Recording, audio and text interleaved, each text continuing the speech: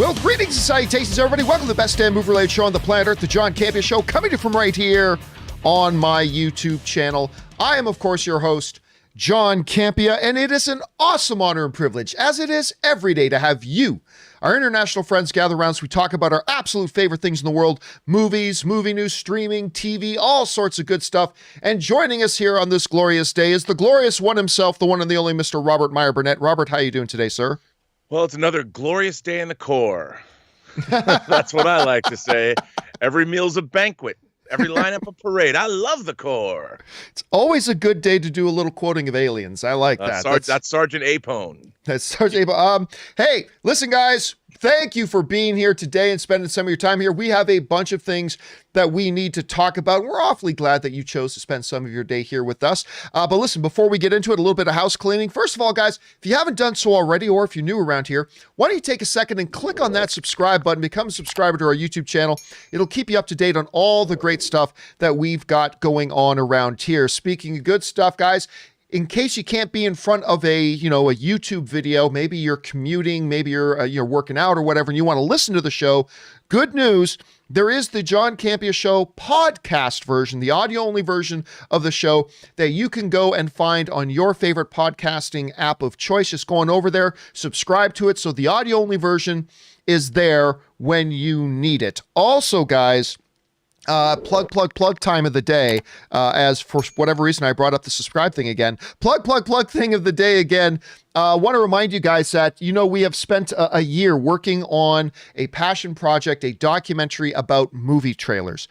The movie is now done. It is out. It is available worldwide, wherever you live. It's called Movie Trailers: A Love Story, and you can watch it whichever country you live in simply by going to vimeo.com/on-demand/movie trailers. Now, if you happen to live in the US or the UK, there is also an option for you to watch it on Amazon. And you can just go to Amazon and search for Movie Trailers: A Love Story, and you should be able to find it. And listen, if you are going to Amazon to view it, or if you viewed it on Amazon already, Amazon says that only 1 to 3% of people actually leave feedback and leave, ratings and leave reviews.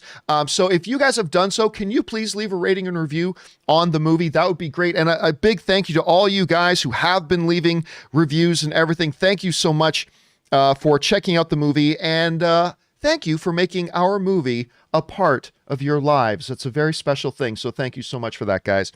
All right, guys, listen, we do have a number of things to get through here today, so before we get into our main topics, let's start off with one off the top, and that is this. One of my favorite character actors that I never think about until his name comes up, and then I just realize, God, how I love this guy, is an actor by the name of Clancy Brown. I love Clancy Brown. Clancy Brown is one of the few people who stars in not one, but 2 of my top 10 all-time favorite movies. He is, of course, the Kurgan in The Highlander with Christopher Lambert and Sean Connery. And he, of course, is the guard in Shawshank Redemption. On top of that, the career Clancy Brown has put together, both on screen physically, the long list of animation that he has lent his iconic voice to, the dude's incredible. Now, why do we bring up Clancy Brown? Well, one of the pieces of news that's come out the last little while is the fact that one of my favorite shows ever, Dexter, they announced it is coming back. They're going to do a limited one more season. They're going to do one more season, limited series that takes place 8 years after the conclusion of the first Dexter. Now, the finale of Dexter left a lot of people wanting, if you will. The finale of Dexter was not great, but the show itself was fantastic. We know they're coming back. Well, it has been announced that Clancy Brown is coming, and he's going to be the main antagonist of this final season of Dexter, which I couldn't be more thrilled about. And listen, what they tell us about the character is pretty good. He's going to be playing this character called Kurt. And the way they describe Kurt is like this. This is really great. He says, Kurt is a former big rig driver and now owner of several trucks and a local truck stop.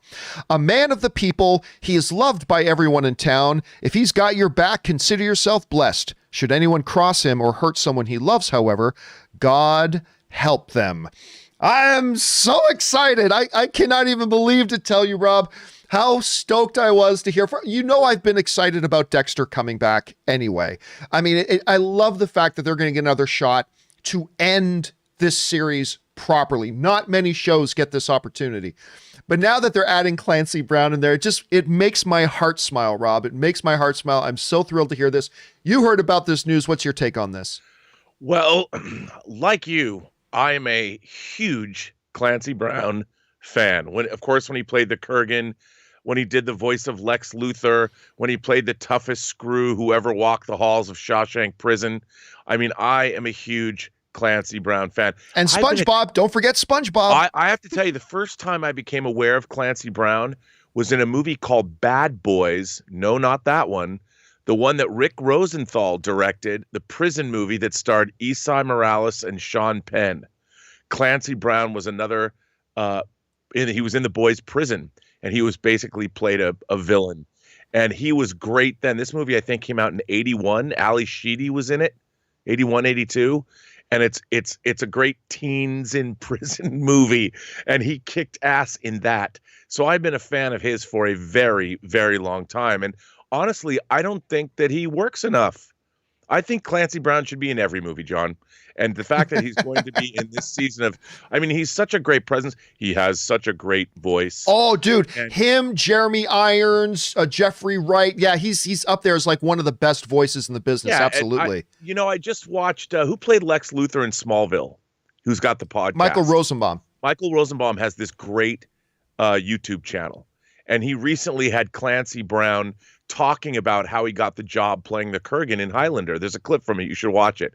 And just listening to him talk, I just want Clancy Brown to be my friend.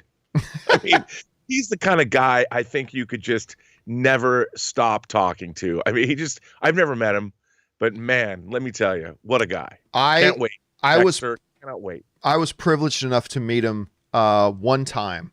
It was, and I can't even remember which movie it was for. It was the red carpet of a movie premiere. And I met him, and I just turned into now I normally meet a lot of these people. So it's like, hey, yeah, pleasure to meet you, man. Big fan or whatever. Everybody knows that Weird Al Yankovic is the one celebrity I've never had the courage to approach and talk to. That's so crazy. I know, it's so weird. But when I got to meet Clancy Brown, who is a big man, by the way, he's a big man. When I got to meet Clancy Brown, I just turned into a driveling fanboy. It's like, oh, there's Shawshank, and oh, Highlander, and just Kurgan, and say, can you say it's better to burn out than to fade away? Can you say that for me, please? He's just so good. He brings so much charisma and so much power to the screen in that voice. And by the way, Chris Hunt sent in a super chat a super chat badge on the live chat. Thank you for that, Chris. Appreciate that. Seriously, I couldn't be happier. I'm super thrilled. He should be in every single movie. Anyway, guys, you hear about this. What do you think about the addition of Clancy Brown to the final season of Dexter that they're going to do? I was already excited about it. My enthusiasm just went up about 10 times. What do you guys think? Jump down into the comment section below and let me know your thoughts. All right, guys. With that down, let's get into our main topics today, shall we? And how do we select our main topics here in the John Campea Show? It's really rather simple. You see, you guys come up with them. Whenever you come across a big topic or story that you think should be a main topic here on the show, just head on over anytime 24/7 to www.thejohncampeashow.com/contact. Once you guys get there, you're going to see a form. Fill it out with your topic or question. It's totally free. Hit submit, and then maybe, just maybe, you might see your submission featured as a main topic here on the John Campea Show. That down, let's get into main topic number 1. And our first main topic today gets submitted to us by Imran Islam, who writes, Variety has reported that DC Films president Walter Hamada has re-upped his deal with Warner Brothers and will serve as DC Films president until at least the end of 2023. Personally, I think since he's come on board, he's done wonders for the DCEU. The report also went on to say that because of Ray Fisher's public dispute with Hamada, his tenure as the DCEU as Cyborg is now over. What are your thoughts? Okay, thanks a lot for writing that in, man.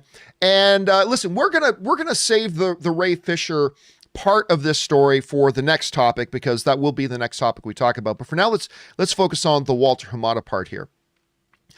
Ever since the day they brought in Walter Hamada into Warner Brothers, there was a transformation that happened there. And it was a positive transformation. Everybody has very, very short memories, but let's go back just a couple of years ago. The DCEU was in a bit of a mess. They had made films that I liked, particularly Man of Steel. I like Batman versus Superman, things like that. But the reality was their films were underperforming. Half the audiences hated them, half the critics hated them. And it was getting to be kind of messy. There was a lot of talk, including on this show, about maybe they should just reboot and all this kind of stuff. Walter Hamada came in. They made a change. And he first said, we're going to change focus. We're going to focus more on making individual good films first. We're going to reestablish our grounding. And in that time, we've had the first $1 billion DCEU film in Aquaman I quite enjoyed. Rob, you and I saw that one together. I still remember you and I came out of the AMC Universal City Walk. We saw that and we had just had such a good time. You liked it even more than I did, if I remember. I couldn't believe just how I felt like I was watching my favorite movie if I was an 8-year-old. Yeah, I just couldn't believe how they embraced the fantasy of it all. And that was the thing that I responded to most. I'm like, I can't believe I'm seeing this. Right. And I loved it all. I loved it all. Look, was it like the Snyderverse Aquaman? No, but it was something that was new and something I couldn't believe I was watching. And I had a great time. Yeah. And so you now had DC with $1 billion film under its belt.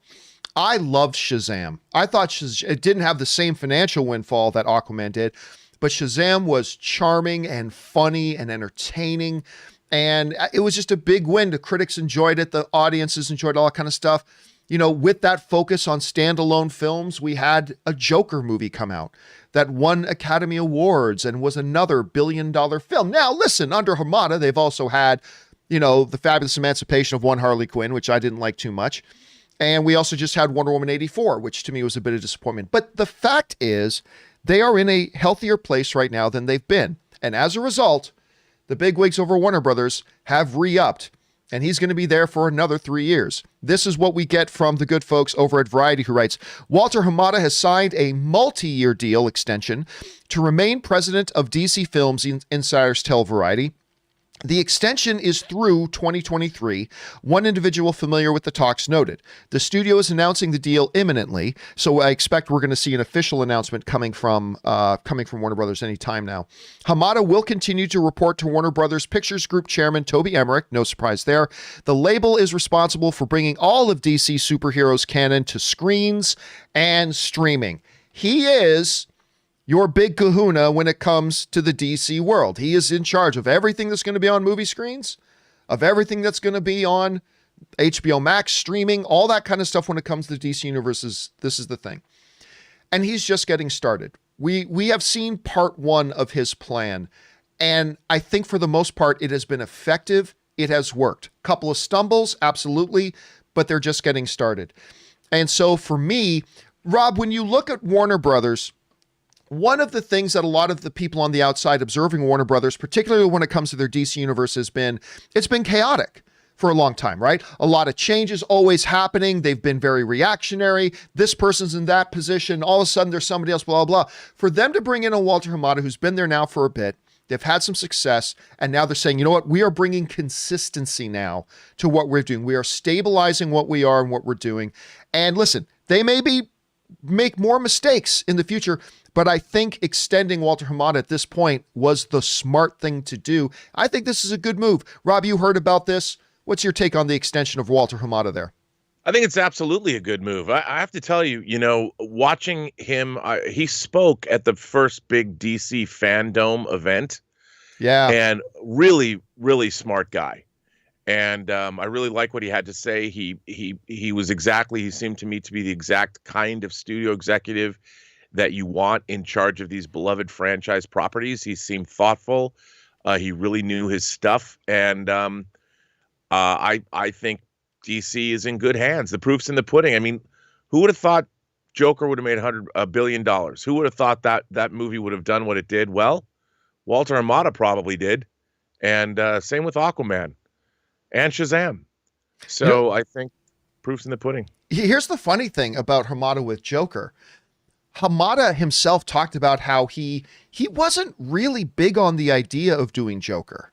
He didn't really quite get it about like whether or not it would work. But at the end of the day, he did want some standalone stuff. He wanted to experiment with making things outside of regular universe things, which Joker was an Elseworlds thing. And it was right in line with his philosophy. He wanted them to do strong standalone films.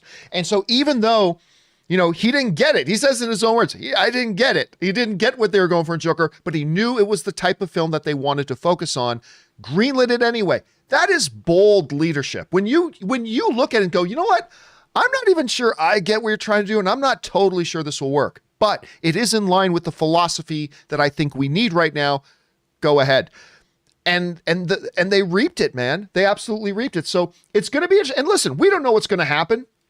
Maybe the next 3 years of DC will be complete, utter disaster. Maybe it'll be a glorious era for them. We don't know. Time will tell. But for now, I think this was a smart move. Question is, guys, what do you think about them extending Walter Hamada there over at DC? Maybe you think this is a good move. Maybe you think this is a bad move. Does it make you hopeful? Does it make you anxious? What are your thoughts right now? Jump into the comment section below and leave your opinions there. All right, guys. With that down, let's move into main topic number 2. And our second main topic today gets submitted to us by Jackson DePaul, who writes, "Hey up dog, gotta love what we do in the shadows." Well, the "hey up dog," what's up dog? Not much. What's up with you? That joke actually precedes what we do in the shadows, but it's a good one nonetheless. Anyway, always like a what we do in the shadows reference here on the John Campea Show. So following up on that Ray Fisher tweet where he said he wouldn't work on any DC film if Walter Hamada was involved. Yeah, I guess he's out for good then, because I just saw Hamada signed a big contract extension with Warner, and now the word is that Fisher and Cyborg are completely out of the Flash movie too. Last I heard, Fisher was negotiating to appear in the film, and now it looks like that's officially over. What do you think? Was Cyborg never in it, or did Ray lose his job over his tweeting? All right, thanks a lot for writing that in, man. And yeah, listen, the Ray Fisher stuff has been, it's been a merry-go-round. Really, it has. It's been a circus ride lately, with everything that's been happening. And let me just say what I always say whenever the Ray Fisher issue comes up. I don't know what actually happened, and neither do you. No matter how strongly you may feel one way or the other, the reality is you don't know what happened because you weren't there, and I don't know what happened because I wasn't there. So I don't have like what you would call strong feelings or opinions on the matter one way or the other because I wasn't there. Now, I, like any other fan, can see what is playing out in front of me and, come to my own beliefs about it. But what we believe is different from what we know. So let's just be clear about that. What we believe is very, very different from what we know. And what we believe often changes when we're presented with new facts and new evidence. That's what rational people do. We change what we believe in the light of new evidence and whatever. So the Ray Fisher thing, for those of you who might be unaware, there was the big kerfuffle that came up when he came out and made accusations about Jeff Johns, Joss Whedon, it was John Berg, I think was the other one, and then turned his guns on Walter Hamada. Walter Hamada, who, by the way, was not involved with DC or as their president in any capacity when Justice League was actually made. He wasn't a part of that. But for whatever reason, he's turned his guns on Walter Hamada. He recently said publicly that he will never work on any movie that Walter Hamada is involved in. And then, as we just covered, Warner Brothers kind of came out and said, that's nice. We've just extended Walter Hamada. Now, there was talks going around that Ray Fisher was going to be involved. There were talks, there was reports about this, that he was going to be involved in the Flash movie. Whether those reports were true, frankly, I don't know. I believed the reports I believed that Ray Fisher was in talks to appear in the Flash movie. I believe that, but honestly, I don't know if that's actually the case. So we'll just say that. But yeah, now, especially with the Walter Hamada extension, it's pretty clear Ray Fisher will not be there. Now, on top of all that, there's also been some reporting that not only is Ray Fisher out, but there are some rumors going around that right now Warner Brothers is looking to recast the role of Cyborg and recast it and replace Ray Fisher with another actor. However, film journalist veteran Mark Hughes took to Twitter the other day. He's worked with a lot of the big outlets and stuff like that. And Mark Hughes wrote the following: "The rumors of Cyborg recasting are a lie. Cyborg is not in The Flash, and the role is not being recast. I've confirmed this with the studio. The rumor is false." So either way, whichever way we want to cut it, and whatever way we want to look at it, it looks like Ray Fisher, whether he ever was going to be in The Flash or not, Ray Fisher's out of The Flash. And he's not going to be there. And of course, this is really no big surprise, considering his words and now the actions of Warner Brothers saying that Walter Hamada is there. The question becomes, how big of a distraction will this be to the rest of the DCEU, particularly that we still have Snyder Cut miniseries coming to HBO Max, so that's still coming, and this could become quite a distraction to everything there. Now, Rob, one of the things I said on I don't like to address the Ray Fisher situation much because I don't like the TMZ garbage, but when it starts to actually impact the movies that we see or don't see and who will or won't be in there, becomes an issue. So on one of the open mic, or not open mic, one of the companion videos I did this weekend, somebody wrote in and asked about the Ray Fisher thing. And all I can say about the Ray Fisher thing is this. What I always say is, I wasn't there. If these unspecified and unidentified bad things that Ray Fisher says were done to him, which he's never actually said what they were. He's just said bad things were done, but he's never specified what they were. If those accusations are true, then fuck everybody involved who did those things to him. That's simple. If they were not, if it's not true, then things are playing out the way they should play out. So I simply don't know. I have always said this, and I still say this. It makes me informing what I believe, not know, but believe about the subject. It's always left me very skeptical about the fact that Ray Fisher has been so adamant about coming out and throwing everybody under the bus and never once being specific about what it is he's claiming was done to him. Like, that's the part. And I compared it to this, Rob. Imagine somebody bringing a soapbox out onto the street, standing up on the middle of the street and pointed at a guy named Dan and said, "Hey, everybody, Dan's a jerk. Dan's a big idiot. He's done terrible things to me. Dan's an idiot." And then everybody else on the street is like, "Really? Wow, Dan did that? Wow, well, what did he do to you that makes him such an idiot with these mean things he did?"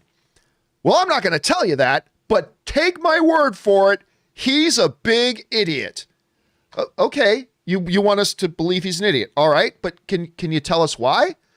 "Nope, just take my word for it." And that's kind of been the situation. And it again leaves me in a position of, why did you bring this fight public? Why did you make this a public issue? Like, if you feel the need to make it a public issue because nobody else is hearing you, then when you come public with it, be specific. Tell us, like, you want us to believe that, Berg and Whedon and Hamada now and whatever were just terrible to you. Okay. What did they do that was terrible? Let us decide. And the fact that he's never done that has always kind of felt off to me. But again, that doesn't change the fact that I don't actually know what happened because I wasn't there. Anyway, Rob, a couple of questions here. Number one, do you think that Cyborg and Ray Fisher ever were a part of the Flash thing? Like, I believe they were because I believe the reports, but maybe it wasn't. Do you think he was ever actually a part of it? And with the Walter Hamada extension, do you think it was inevitable that we were now not going to see him? How do you see this? Well, I mean, there's been so many iterations of the Flash project, all of these things. So I think for sure there probably was multiple scripts that Cyborg was a part of. I know he's a favorite character of mine, and I would like to see Cyborg on screen. I was very disappointed in the limited screen time Cyborg had in Justice League. That said, I think we are living in a dangerous time when we need to get back to preserving the truth and the idea that you're innocent until proven guilty. And I can't help but feel that social media has been turned into what I used to see when we were studying McCarthyism and the Red Scare during the 50s, where all you have to do on social media is say one thing, one hint of, if you throw the hint of impropriety some direction, and if you have any kind of people behind you, they'll go after a person now, regardless of the truth. And I think the truth is something that is really rapidly becoming a casualty of our modern age. And yet our entire civilization is based on the truth of, say, science, and the truth, our legal system is based on the idea of innocent until proven guilty. And when you start accusing people of things, and I don't care who it is, and then not backing up those accusations, that's a very dangerous thing to do. And what Ray Fisher, there's a lot of things that have happened on movie sets, such as we've had people. There was the independent film that was made where a woman died on the bridge where a train was there because people aren't taking proper safety precautions. And when you're accusing people of doing things in an environment like filmmaking, you really need to back that kind of stuff up. And I as somebody who has produced films myself, if there was impropriety happening on a set that I was working on, I'd want to know immediately, right away, and nip that in the bud as soon as it happened, because that's toxic for everybody working on a film set, not just the person that it's happening to, because the entire crew feels it. So I am an advocate of anyone that is being wronged, but if you're going to accuse people, you need to have evidence. You need to have maybe people to back you up, witness statements. And I don't think maybe bringing this up in a public forum is the best way to do it. Yeah, that's the part to me about the taking it public thing. Like I've never sugarcoated this. I believe taking your private fight public is cowardly. Unless there was no other option, nothing, you really truly believe in your convictions about it, and nothing else is happening and nothing is being done, then if you need to, you take it public. But if you do, you got to be some specifics. And this is a bad situation now because it's bad for everybody. It's bad for Warner Brothers. It's bad for Ray Fisher. It's created a bit of a mess. And all I can do now is hope that if Ray Fisher was really wronged here, and I wish he would be specific and tell us how it is he was wronged. But if he was wronged, I really hope his career is able to rebound from this, because he comes from a Broadway background. He clearly has the pedigree to be somebody dynamic, to be somebody really good. If you can carry yourself on a stage, you can carry yourself on a screen. I believe that.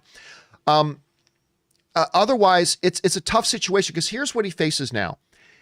If you're a producer or a studio, would you work with Ray Fisher after this? Because now a lot of studios and producers are going to be asking themselves, what if Ray and I have a disagreement about something? If he doesn't like how it turns out, is he going to start jumping on Twitter and tweeting out to millions of people that I'm an asshole and that we suck and blah, blah, blah? And can I trust that Ray Fisher will keep our conversations behind closed doors? Will all this I don't know. So I hope that if he is right, that his career can rebound from this and somehow, some way, he gets some catharsis from this. If not, I think he's put himself into a very tough position. But honestly, Rob, I don't know. What do you see happens moving forward here now for Ray Fisher? Like a guy with a lot of talent, a guy with a lot of promise. What do you see happens from here on out? Well, I mean, I hope talent wins out. I liked him as Cyborg. I wanted to see a lot more of him. But, again, this is a business where a lot of it is social. People in Hollywood like to work with people that they can trust to get the job done.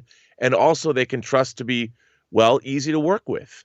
Because, when you're on a set 12 hours a day, 5 or 6 days a week, it's a place where, look what happened with Shia LaBeouf. a no assholes allowed policy with Olivia Wilde. And that's true of anybody, not just actors. It's true of anybody on a crew. Any toxicity on a film set is incredibly detrimental to the production of a film. And, going after a studio head was Walter Hamada in a position of power when Justice League was even being made. And I don't know the answer to that, but I think when it comes down to it, you have to generate trust, and the way to do that is to make sure that your coworkers and people that work with you know that you're trustworthy, that you're good at what you do, and that you're easy to work with. And I think ultimately, if that's the case, you will work again. But when you start, attacking the power structure of Hollywood, not necessarily the best way to get more work. Yeah. Again, all I can really say at this is that, again, bottom line, but it bears repeating hundreds of times. We don't know. We weren't there. And if Ray Fisher was legitimately wronged, I hope that his career finds a way to get back on track after this. And I hope that somehow, some way, he finds what it is he needs and gets it. And if not, then the situation is playing out the way it is. But it's tough, Rob. We pundits, what many pundits do, because what we pundits are often pressured to do, we are often asked, give a hardline stance on this issue, even when there really isn't one to be taken. I've gotten email from people who want me to come out and just crush Ray Fisher and blast him for everything he's doing. I've got people writing me saying, you should get behind Ray Fisher and support him, but I can't do either. All I can tell you is, listen, right. I wasn't there, so I don't know what the actual truth is. I can tell you what my opinion is based on the little things I've seen, the few things I've seen, and I've given my opinion, but that has to be given with the asterisks and the grain of salt that at the end of the day, I don't know what happened because I wasn't there. But I think, I don't know, Rob, what do you think? Well, also, I'm waiting to hear what exactly happened. Was this misconduct? Was it hurt feelings? I have no idea what was supposed to have occurred. Like, what did Joss Whedon do exactly? I also respect the fact that Joss Whedon was in an impossible situation, and people could say, well, they probably backed up a Brinks truck to him, but he was still under unbelievable strain and unbelievable pressure. And I don't know what happened. I haven't heard what happened. It's hard for me to even have an opinion on it. I mean, Ray Fisher obviously feels wronged, and I wouldn't take that away from him because he feels wronged for a reason. I just don't understand what is happening here. So it's really, I have no opinion about it because I just don't know the answers. I don't know enough about the whole situation. Right. So ultimately, guys, the question is, what do you think about this? Do you think maybe this is a much ado about nothing. Maybe Cyborg was never actually going to be a part of the Flashpoint movie. The reports say that he was. Maybe he was, maybe he wasn't. Did you think it was inevitable that he wasn't going to be a part of it after the tweets he put about saying he was never going to work on anything Walter Hamada does? What do you guys think about this? Jump down into the comment section below and let me know your thoughts. All right, guys. With that down, let's move on to main topic number 3, shall we? And our third main topic today gets submitted to us by Brian Harris. And Brian Harris writes the following. Hey, John and Rob. Thank you for the excellent daily content through this stupid pandemic. Well, thank you so much for being with us, Brian, through it. I know you've been saying for a while that Warner Brothers won't be doing any more Zack Snyder stuff after the Snyder Cut is done, even though a lot of rumors and fans have been insisting there will be. Well, to be clear, I haven't been saying there wouldn't be. I've been saying that the studio's been saying there wouldn't be. That's all. Anyway, just read on IGN that Snyder is now confirming that after Snyder Cut, he is done and that DC has gone in a new direction. What are your thoughts on this? All right, man. Thanks a lot for sending that in. And yeah, there's been a lot of talk ever since, HBO Max confirmed that they would be broadcasting, putting up a bunch of money to actually finish and make the Snyder Cut, to then actually, after the broadcast was coming out, they were going to air it, all that kind of stuff. There's been a lot of speculation and rumors about, they're going to now continue on with the quote unquote Snyderverse. Zack Snyder's back. Zack Snyder is back now. He's going to be doing DCU movies now moving forward. They're going to do his sequel to Justice League now and blah, blah. And of course, last week we heard in that report from the New York Times, Rob, that they said they once again clarified, Warner Brothers clarified again, the Justice League miniseries is a one-off. They called it a cul-de-sac. It's a dead-end street. It's not going to go anywhere. It is a one-time thing that they're making for their own particular reasons. A lot of people didn't believe that, but now Zack Snyder himself is coming out and confirming that. This is what Snyder said. He said the following. He says, the DC universe has gone and branched off and has done its own thing, and that's fine. So he's confirming that the DC universe is moving in a different direction away from what his vision was. He continued, as far as what I did, and as far as what my vision for what I wanted to do with these characters and the journey, I wanted them to go on. It's well known that I planned on more movies, 5 movies or something. But I'm busy. I've got a lot going on. It's cool that the fans have so much faith in the trajectory. Yes, it's amazing, and I couldn't be happier, and I'm excited for them to see Justice League, so they can really drink the entire elixir of Justice League. But would I continue? I have no plans to. So basically, he opens his remarks by saying, acknowledging DC has now gone off in a new direction, and that he has no plans to continue this, and it seems to be done. That really should be the end of it. I think that really puts a pin in it, that the Snyder Cut miniseries is exactly what we always said it was going to be. It is something, it's a stone that kills 2 birds, Rob. Number one, it gets a lot of people who have been wanting to see this something to look forward to. And for HBO Max, a service that is woefully dragging far behind Netflix and Disney Plus and things like that, it gives them something to generate some conversation around Netflix or around HBO Max. A lot of conversation, as a matter of fact. But this was never going to be anything else other than this. And the only reason we say that is because that's really what Warner Brothers always indicated. This miniseries, this Snyder Cut, was never going to be anything more than this. And you know what? I think fans who have been looking forward to it need to be happy with that. Because before HBO Max came along, the head of Warner Brothers said, the Snyder Cut doesn't exist. It does not exist until we put in this money and get Zack to allow him to finish it. There was his edit of the film, but there was no finished Snyder Cut anywhere. They brought it into being. They gave what did we end up on, like $70 million or something like that? I think it was around $70 million. They ponied up the $70 million so he could complete the film, they broke it into 4 parts, which I still think was a good idea. I still think, because listen, Rob, if you're Warner Brothers and you're HBO Max and you're doing this to get some benefit out of it, you don't just want a one-day event. You want to drag this out over a month. You want to have 4 episodes of this. That is a brilliant idea. And I think that's going to be good for the Snyder Cut. And I think it's going to be good for HBO Max, because for Snyder Cut, if it's good, people are going to watch the first episode, get hyped about it, build energy for the next episode, get hyped about it more, build more energy for the next episode, much like what they did with Mandalorian over at Disney Plus. But again, this is really no surprise. I think it's catching some people very much by surprise, but it's no surprise. But I still think people need to take this as a win. Before HBO Max, Deborah Snyder said herself, before HBO Max, this was never going to see the screen. There was no reality where this new version of Justice League was ever going to see the light of day. But now it's here. They're getting it. They may not get anything more after it, but hey, you're still getting this thing, which was never a possibility before HBO Max. And I think that's a win, and I think people should take it as such. At any rate, Rob, you've seen this reports. You've heard Zack Snyder's comments now. What do you make of them? Where do you think things are actually standing at right now?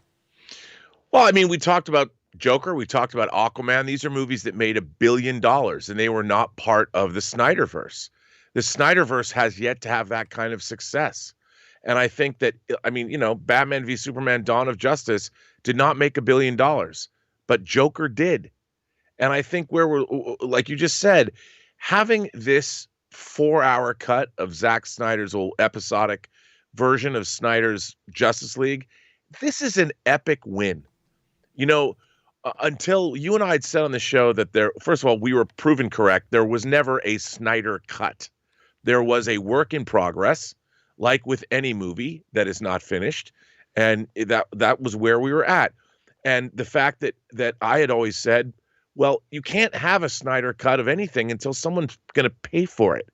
And everyone's like, no, it's just a couple of $1 million people need. But nobody really understands film production who isn't in film production. And we were saying no. And I even said a year ago when HBO Max, actually over a year ago, when HBO Max is around, I said, you know what? They could pay for it. And now HBO Max, and they didn't expect to pay as much as they've had to pay. But they're getting something, if you think about it, whether I think they probably are going to end up ponying up $100,000 or $100 million when all is said and done.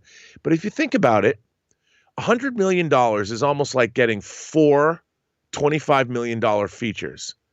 It's pretty unique in the annals of entertainment history. And I think what they're doing, first of all, I can't wait to see it. Second of all, I think it is an epic win. And third, we should look at it as something that has never happened before in entertainment history. And it's because of the devoted fan base that clamored for it. If there was no Snyder Cut fan base, nobody would have known.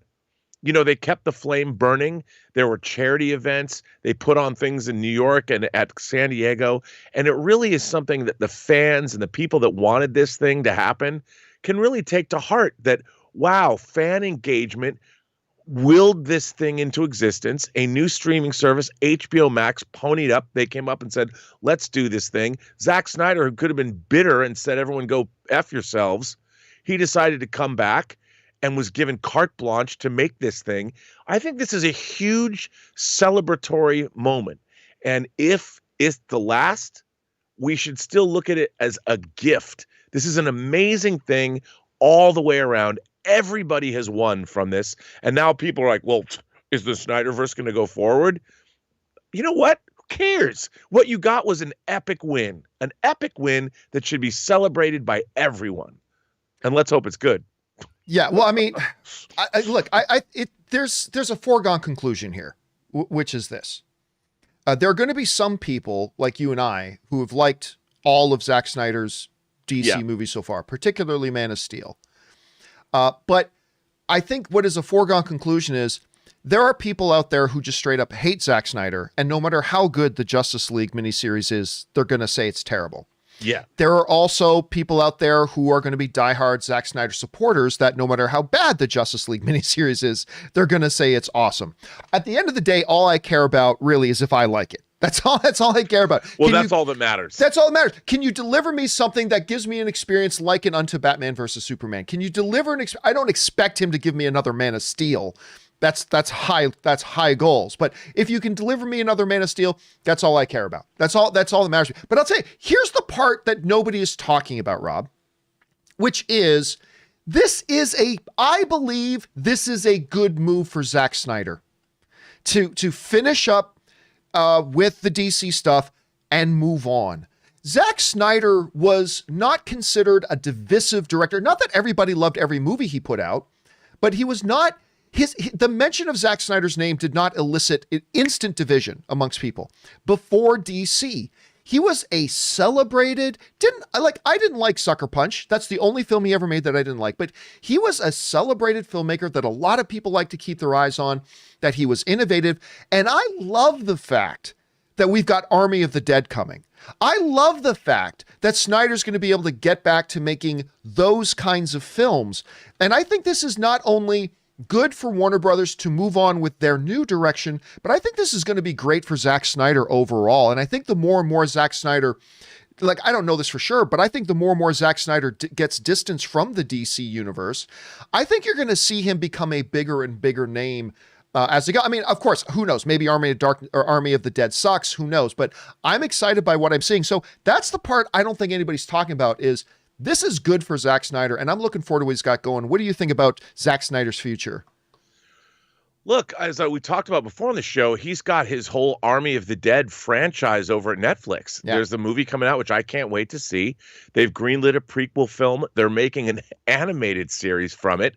So he's already got 3 different projects he's shepherding all around this one universe over at Netflix. I'm looking forward to what he does. Again, he's a vibrant, creative talent.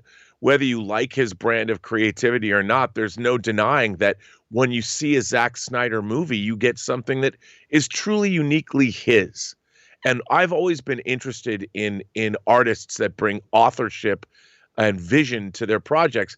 I might not like them all the time, but I like people that have a distinct style and you can recognize their work and you can look at their whole oeuvre of material that they've created and been like, wow, here's a very consistent, interesting creator that I feel it's worth my while to follow, even if I don't like their entire output.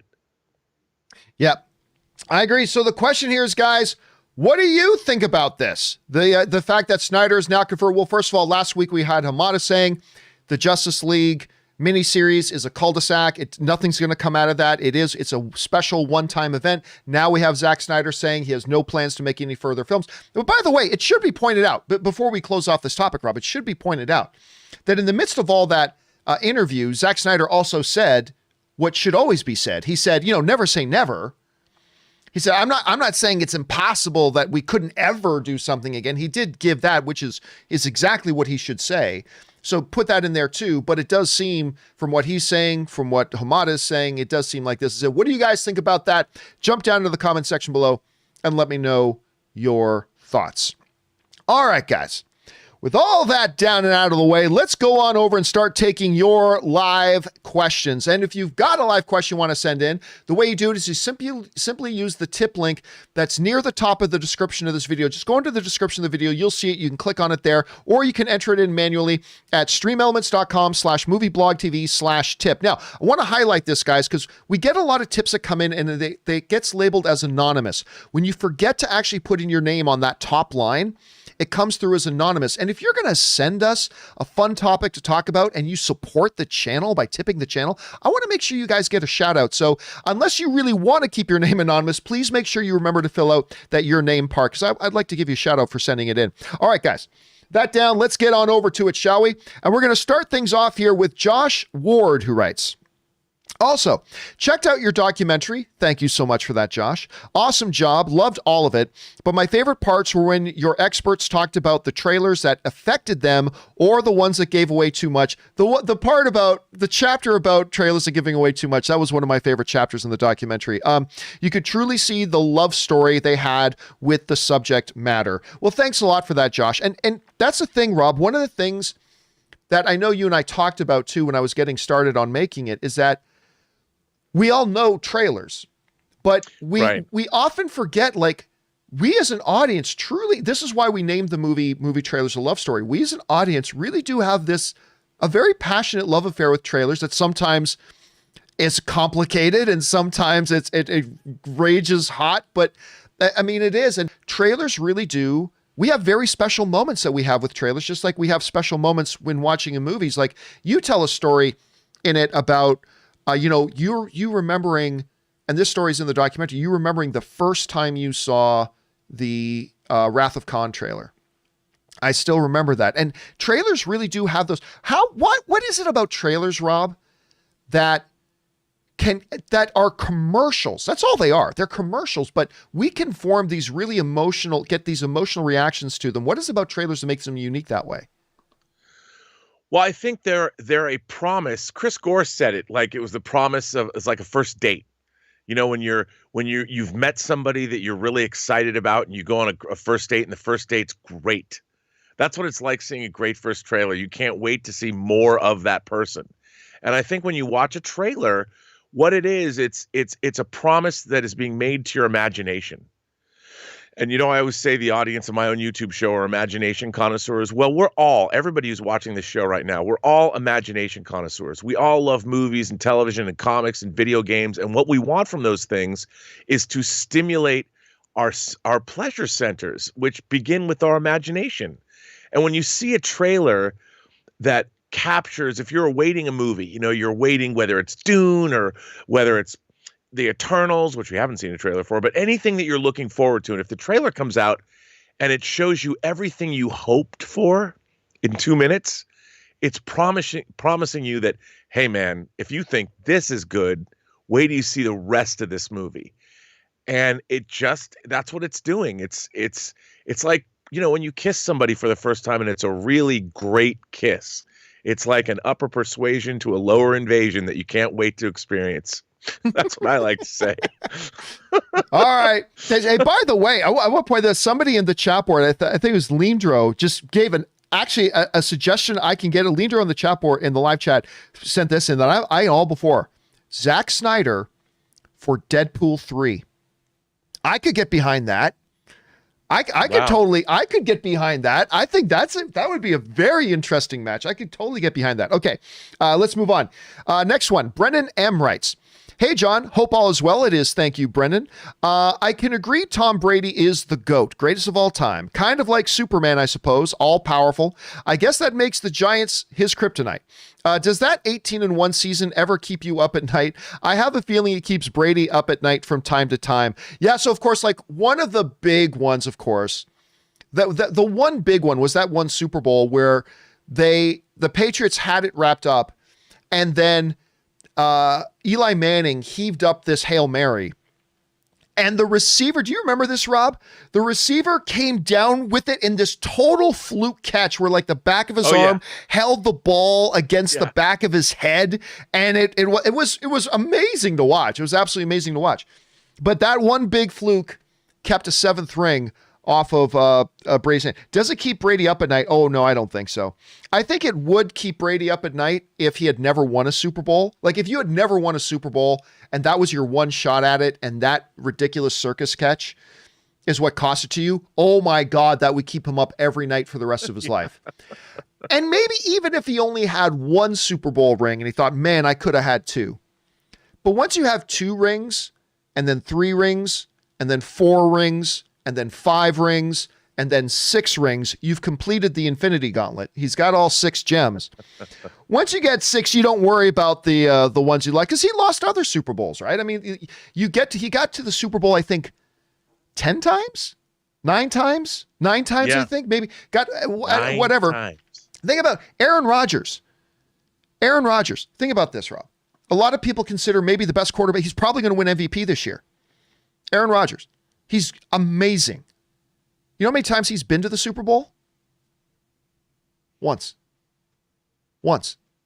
And he's amongst one of the all-time greats, Aaron Rodgers.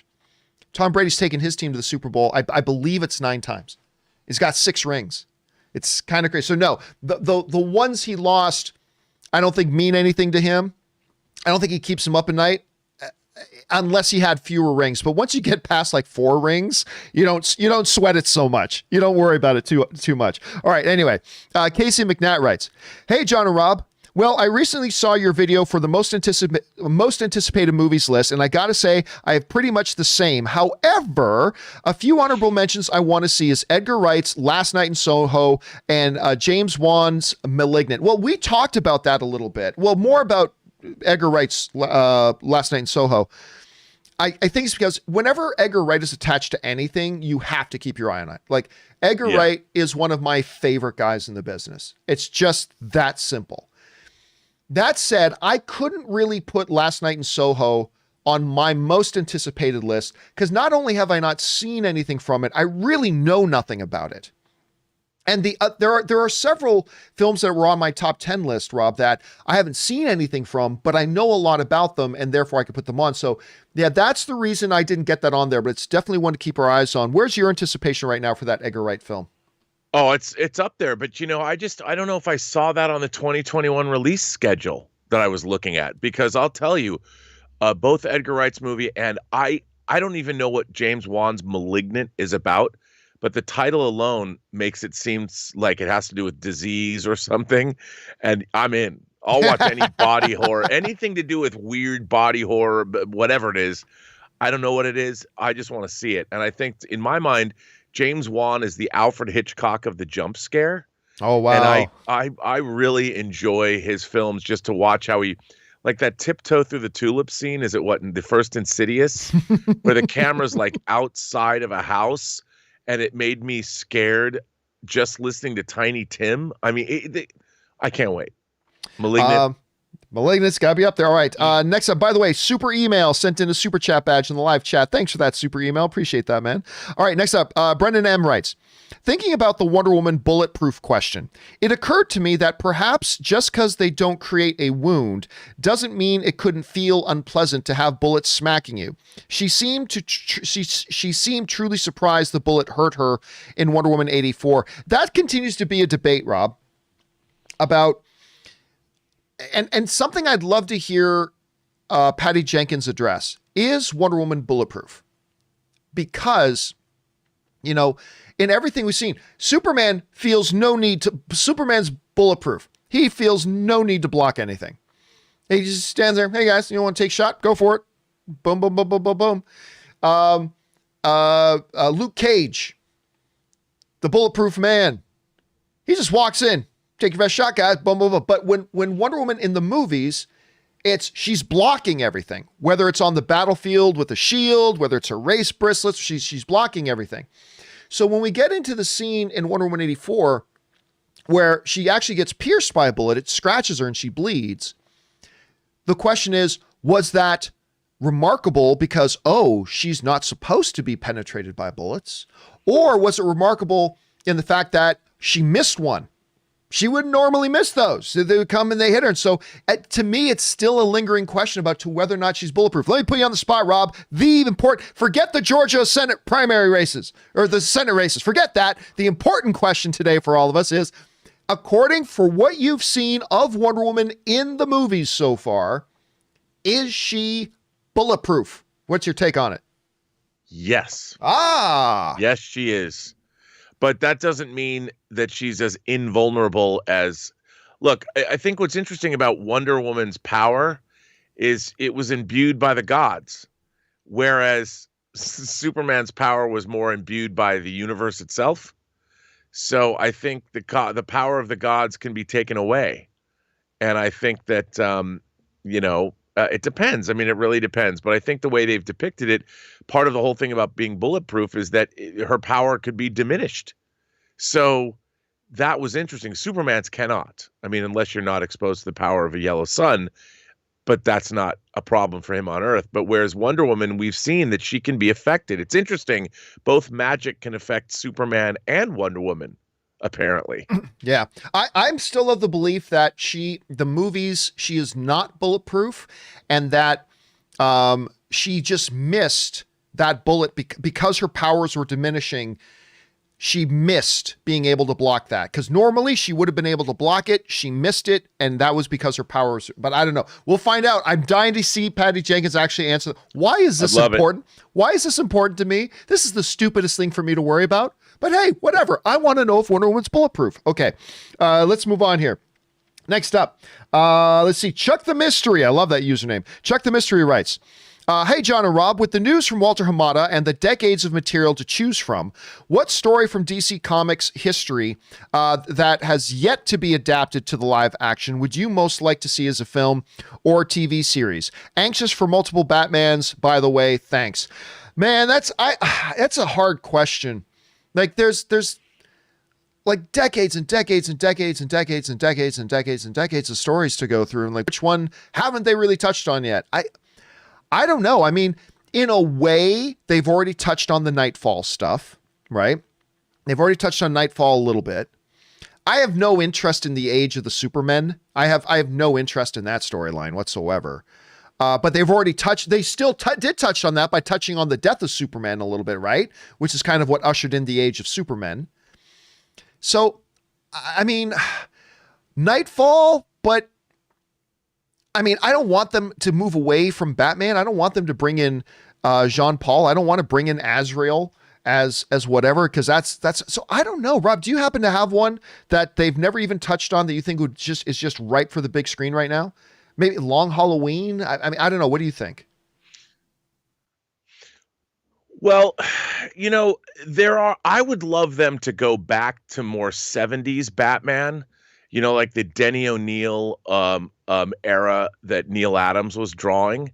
Not necessarily a specific story, but just the feel of that Batman. More of so Tim Burton-esque, but it's more of a gothic, more streetwise, more kind of a combination of what Christopher Nolan had started to do, but make it a little bit more, I don't know, more gritty, more the Dark Knight detective storylines that where I would like to, and by the way, it looks like that's what Matt Reeves is doing in the Batman.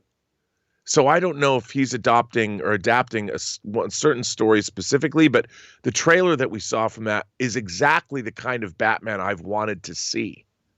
So we'll see.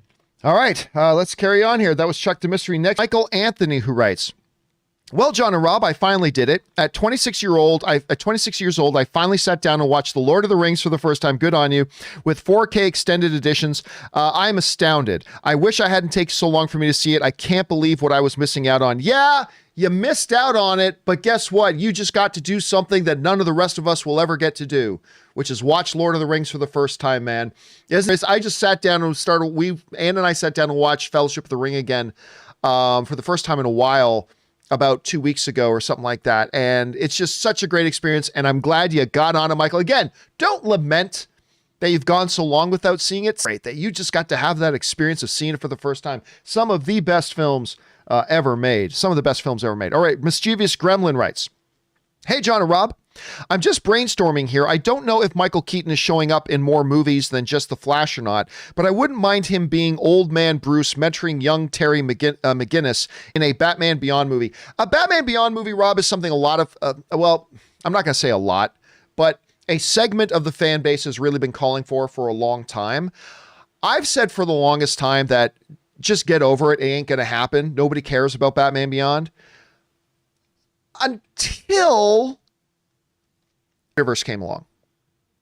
Once Spider-Man Into the Spider-Verse came along and had the success that that they had with it, that opened up. I still don't think it's likely we're going to get Batman Beyond. Honestly, I think most the average film fans never even heard of it, don't care about it. But ever since the success of Spider-Man Into the Spider-Verse, I've believed that it cracks the door open for a possibility. Do you think we're going to see a Batman Beyond at some point? Oh, Rob, can you hear me? Oh, okay. I really do. As a matter of fact, I think that. Yeah, I can hear you. Okay, great. Yeah, I absolutely think we're going to get a Batman Beyond series, and I think that Michael Keaton is the perfect guy to be in it. Absolutely, 100%. All right, let's move on here. Next up, Nicholas Priera writes, about the focus on Clark, you misunderstood. I didn't say Clark had to overshadow Supes. I'm just saying Clark can be the main personality, like in a lot of comics, especially those from the 80s in which Ma made his first suit. The symbolic was clear. Oh, that's one of 9. Okay, let's buckle in here. Nicholas Priera writes, how does Clark's knowledge and values, private life and job influence his outlook on his role as Superman? How do his wife, parents, and friends support him like ours do? And what repercussions his role as a hero on his marriage and paternity? Superman is the main personality. In which comics, as you like to say? And why should we stick to this? Winning cures everything, but losing all matches requires questioning. Why do so many people say Supes is not relatable? You highlight the Supermans of Routh and Campbell, but were they adored by the audience? As you like to say, it doesn't matter what you or I thought of them. They get much more divisive responses than Evans, Cap, or Hamill's OG Luke. Clark being the main personality is something that has never been done in the movies while already done in the comics or on TV. Lois and Clark, for example. No matter how this TV show is outdated, it's not the point. And the benefits are obvious. People can accept fantastical concepts if they still get the daily life feeling. The story of a god who wants to imitate humans is much less relatable than that of the man who must accept to be seen as a god. Snyder understood that, but he skimmed over the concept because he was more interested in making iconic and heavy moments than developing Clark's every day. Yes, Cavill's Clark is a man, but with too few nuanced social interactions, either alone or bullied, Lois is his world, right? Miserable. When a Spidey movie is produced, no one worries that Peter Parker might overshadow him. But what saddens me when it comes to Supes is that there's some people just decide to fall into every possible screenwriting trap. Supes over Clark, Supes too powerful, Lex and Zod over and over again, realism over myth, optimism isn't fashionable, DC verse vampirized by the success of the exhausting Bat, and we have the guts to wonder why Warner Brothers no longer knows what to do with Supes. Well, that was a very long, strung out series of thoughts. And I appreciate that. My underlying... So for those of you who don't know, Nicholas wrote in the other day and talked about, but in a much shorter way, and just basically said, we think there should be more emphasis put on Clark, the Clark side, as opposed to the Superman side. And I still disagree. A great example of that, again, that I said before, but I'll say again, was the Iron Man 3 situation. Iron Man 3 kind of exhibited that one of the big complaints coming out of Iron Man 3 was the fact that people didn't get enough Iron Man. It was really more Tony Stark 3. Now, I'm not saying I agree with that criticism, but Rob, you remember that. That was one of the big things that came out around Iron Man 3 is that, we want to see Iron Man. I mean, we like seeing Tony Stark in segments, but we want it more to be Iron Man and all that kind of thing. I'll be honest with you. I disagree. I still disagree with you, Nicholas. People do not go to see a Superman movie to see the daily life of Clark Kent. You have him there to give context and setting, and I like the Clark we got in. I didn't like the Clark we got in Man of Steel. I love the Clark we got in Man of Steel. But at the end of the day, people want to see Superman. I mean, what you're describing is great. And listen, you can say about Lois and Clark was beloved, but it had a relatively small audience at the end of the day. And I just think for the most part, people do not want to go to see a Superman movie where the majority of the emphasis is put on the daily in and out life of Clark, interacting with his wife and his kids and his job and whatever. I just don't think that's what people are going for. I think they're going for to see that as an aspect of Superman's life, but they're not going there to see a Clark Kent movie. They're going to see a Superman movie. And I don't know, Rob, listen, you and I haven't talked about this, but what's your kind of take on, that? Well, to me, it's kind of a combination. I mean, I love to see superhero films or any superhero story where their real life, say their civilian life or their secret identity, and their superheroics kind of work together in tandem. Like, for instance, Superman 2, the beginning of Superman 2, when they go to Niagara Falls, and Clark's trying to be Superman and saves the kid, and then eventually Lois discovers who he is as he's Clark. I think you got the best of both worlds. And that's kind of what I really like. I mean, I thought Iron Man 3, I'm a huge Iron Man 3 fan, but I did think there was a little too much Tony Stark in civilian life and maybe a little light on the Iron Man, and I would like to have seen more of that. But again, it all comes down really to the story that's being told. I don't like to make blanket assessments and be like, well, I only like something if it's this way, because if you've got a great storyteller with a great script and you've got great actors playing these roles, I think a great story will trump the amount of screen time a character gets as a superhero or as he is in his civilian identity. Because if you see a superhero film with a superhero action and it's incredible, but it's only, say, 30% of the movie, but if the rest of the 70% is still great, you feel satisfied. It's like a Lethal Weapon movie. I could watch a Lethal Weapon movie just to watch Riggs and Murtaugh walk around a shopping mall and banter back and forth. And if I only get a little bit of action, but I get more Riggs and Murtaugh, I'm cool with that. But it's got to be good. All right. Thanks a lot for sending in your thoughts on that, Nicholas. Really appreciate it. I'm sure there's probably a lot of people that agree with you on that as well. All right, next up, Sergeant Ward writes, "Hey, John, if Edge of Tomorrow 2 does get made, how's this for a title? Edge of Tomorrow, All You Need Is Kill. In my opinion, that would make up for that awful title. What are your thoughts?" Well, I mean, look, at the end of the day, a title is just a piece of marketing. That's all it is. It doesn't do anything to help the movie as far as quality goes. But, I mean, as a piece of marketing, Edge of Tomorrow was a terrible, terrible title because it doesn't give you any indication about the movie. It sounds like a bad afternoon soap opera. When you had a very memorable, stands out in front of your face title from the original source material, All You Need Is Kill. You never forget that. Nope. You don't forget that. That's the title they should have gone with. So, and then Rob, remember they on the Blu-ray packaging, they like changed the title to Live, Die, Repeat. And then like on the side spine, it said Edge of Tomorrow. But on the cover, I was like, Live, Die, Repeat. So it's like, they still can't make up their minds. Just call the damn thing All You Need Is Kill, please. Just call it All You Need Is Kill. Our friend Cliff Stevenson bought me the Japanese steelbook, and in Japan it was called All You Need Is Kill. Yes, this is exactly what it should have been called in the first place.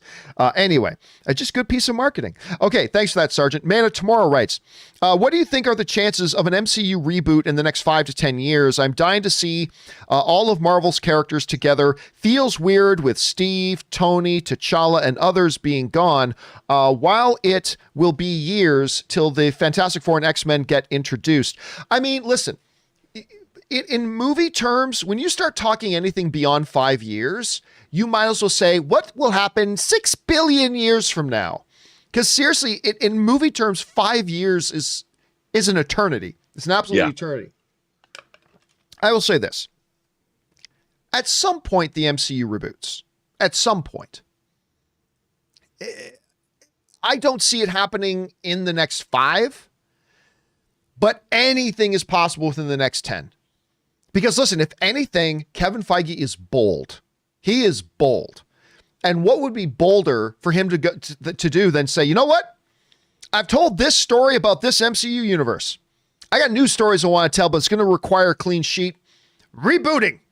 I'm rebooting. Hey, listen, if anybody would do something like that, it's Kevin Feige. And if anybody has enough political cred with their audience to pull something like that, it is also Kevin Feige. Because the audience trusts him. So I doubt within the next 5 years, but it could be a possibility within 10. All right, Stubble McShave writes, if we have a physical San Diego Comic-Con this year, which new movies and TV series do you think will be the big talking subjects after that? Oh God, I don't know. Yeah. That's 6 months away. And look, the reality is this: in this pandemic, we literally don't know what is going to happen 2 weeks from now. Like we just don't know. Like in 4 days, we could find out that, 50 million more doses of the vaccine are spread out and everybody's getting it. And lo and behold, by February, by my birthday, the end of February, everything's back to normal. That's unlikely, but I'm just saying. So what's going to happen in July? Which movies are still coming out relevant to that? Will studios in the first year back, will they be flooding into Comic-Con or will they be holding back? It's really impossible to say at this point, but I will say this. I really missed Comic-Con last year. I really did. The two things I really missed last year was Comic-Con and CinemaCon. God, I missed those. I miss those a lot. And I'll just look, I don't care if no studios go to Comic-Con this year. I really don't. I'm looking forward to going to Comic-Con if indeed it happens. But, right now, if I had to bet $5 on if in July we'll be able to go to Comic-Con, I'll put $5 thinking that we will. I wouldn't bet $100. I'm not that certain of it. But beyond that, I can't even bother to guess. I can't even bother. Rob, what are your thoughts on whether we get a Comic-Con this year? I think the jury's out on that. I mean, the one thing about Comic-Con, it's the one place where I know I'm going to get infected with something.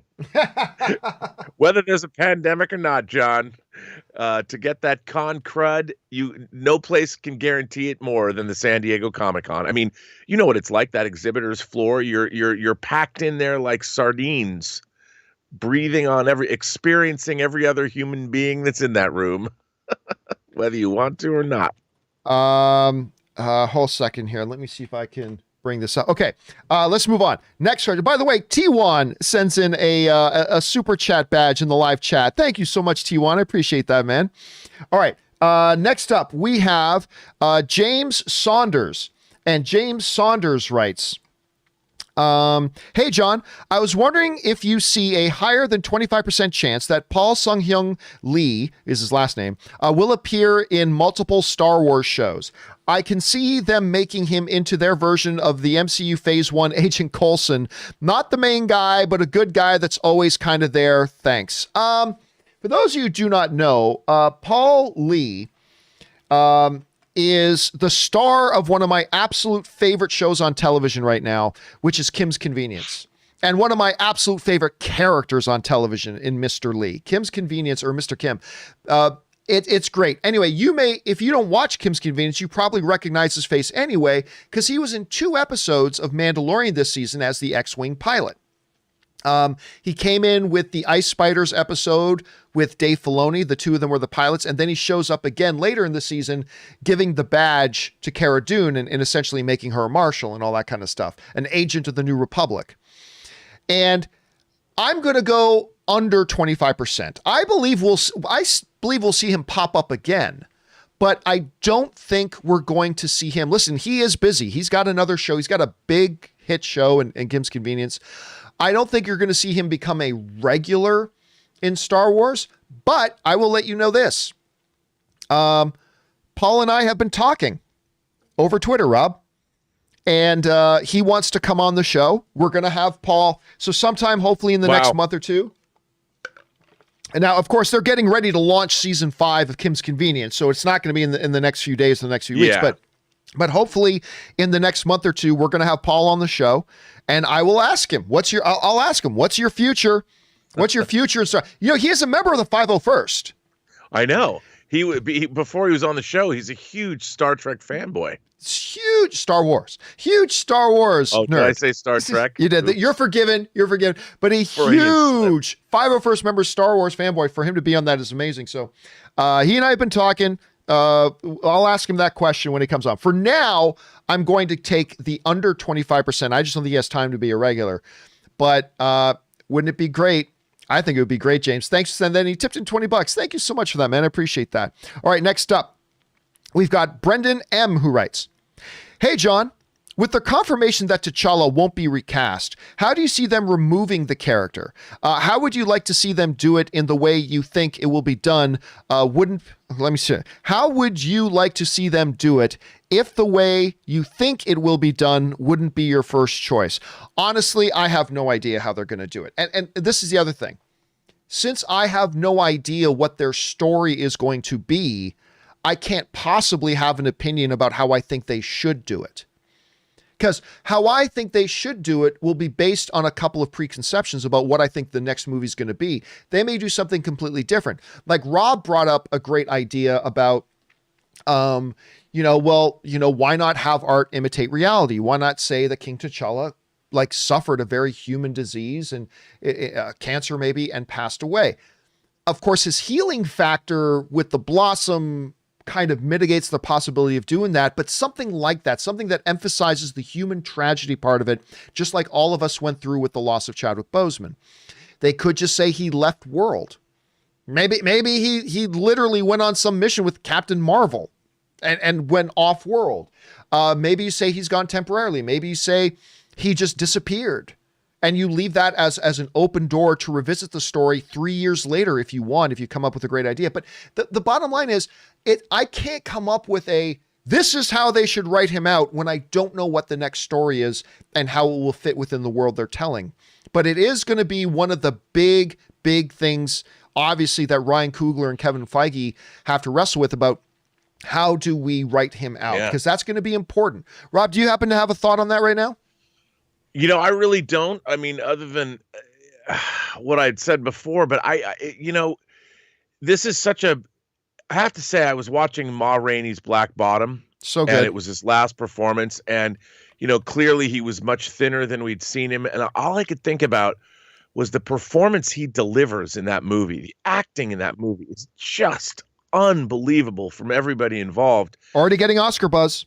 And I looked at this and I'm like, this guy was a warrior in the sense that I can't imagine what kind of pain he must have been in. I'm sure he channeled it into that performance, but my God, what a hero he was. And I think whatever they do, I don't know if it can live up to the kind of honor that Chad Boseman deserves in the way he faced his health issues in life. I mean, he certainly exemplified what the human spirit can do, and he left us with an incredible legacy of work. And I think, wow, Ma Rainey's Black Bottom stands as a testament to just how great of a person and a man and an actor, a performer and an artist he was, man.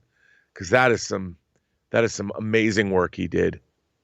All right, next up, where we go here, we've got Jiu-Jitsu Justin writes, Warrior is my second favorite show I've watched all year behind the boys. As an Asian American man, it's just nice to see well-written, complex Asian leads. Also, John, I remember you once said that you used to train. When's the last time you rolled? The last time I rolled, well, I started training when I was still in Canada, but it wasn't until when I moved to LA, when I first moved to LA, the very first thing I did was I joined former UFC light heavyweight and heavyweight champion Randy Couture's. I joined his training center in Los Angeles. He did also with other MMA legend Bas Rutten. And that's where I really first started training jiu-jitsu, was there. And Randy Couture is like one of the nicest guys in the world. I remember Rob, our friend Cliff Stevenson, he was doing all the behind the scenes stuff of Expendables. Our friend Cliff Stevenson does all these, who appears in our documentary. He does all the behind the scenes. He's a film documentarian. He does all the behind the scenes stuff on a lot of these movies. And he does most of Sylvester Stallone's movies.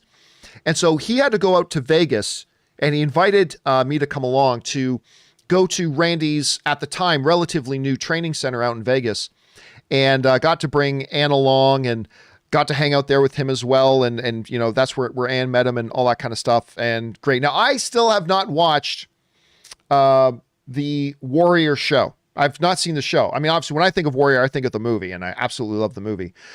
But anyway, yeah, I got to check it out. I'm getting more and more people telling me I need to check it out. So we'll check that out. Thank you so much, Jiu-Jitsu Justin. All right, next up, James writes, Hello, John. How come big budget movies such as Wonder Woman 84 hire a logic director? Let me try this again. How come big budget movies such as Wonder Woman 84 hire a logic director for the story? Out of all the people involved and the studio giving notes, doesn't anyone seem to know that a movie is illogical? Example, Wonder Woman 84. I'm not quite sure you wrote that the way you meant to write it, James, but I guess you're asking, why don't they have a logic director? Well, they do. It's called the director. The director is supposed to be the logic director. The screenwriter is supposed to be the logic screenwriters. Look, look, there are some things that I'll never understand how they slip through. Like, Rob, we've been talking the last few days, and we've spent enough time talking about Wonder Woman 84, so I don't want to go into a big, long thing. But it is really frustrating the more you come to the realization that a movie shouldn't leave it up to the audience to come up with theories of how the movie made sense, when every theory we come up with stands in contradiction to something else came up in the movie. I mean, it's just there. And look, you can have logic problems in movies and still have a great, entertaining, fun movie. Listen, I know nobody likes to admit it, but Infinity War and Endgame have some logic problems. But guess what?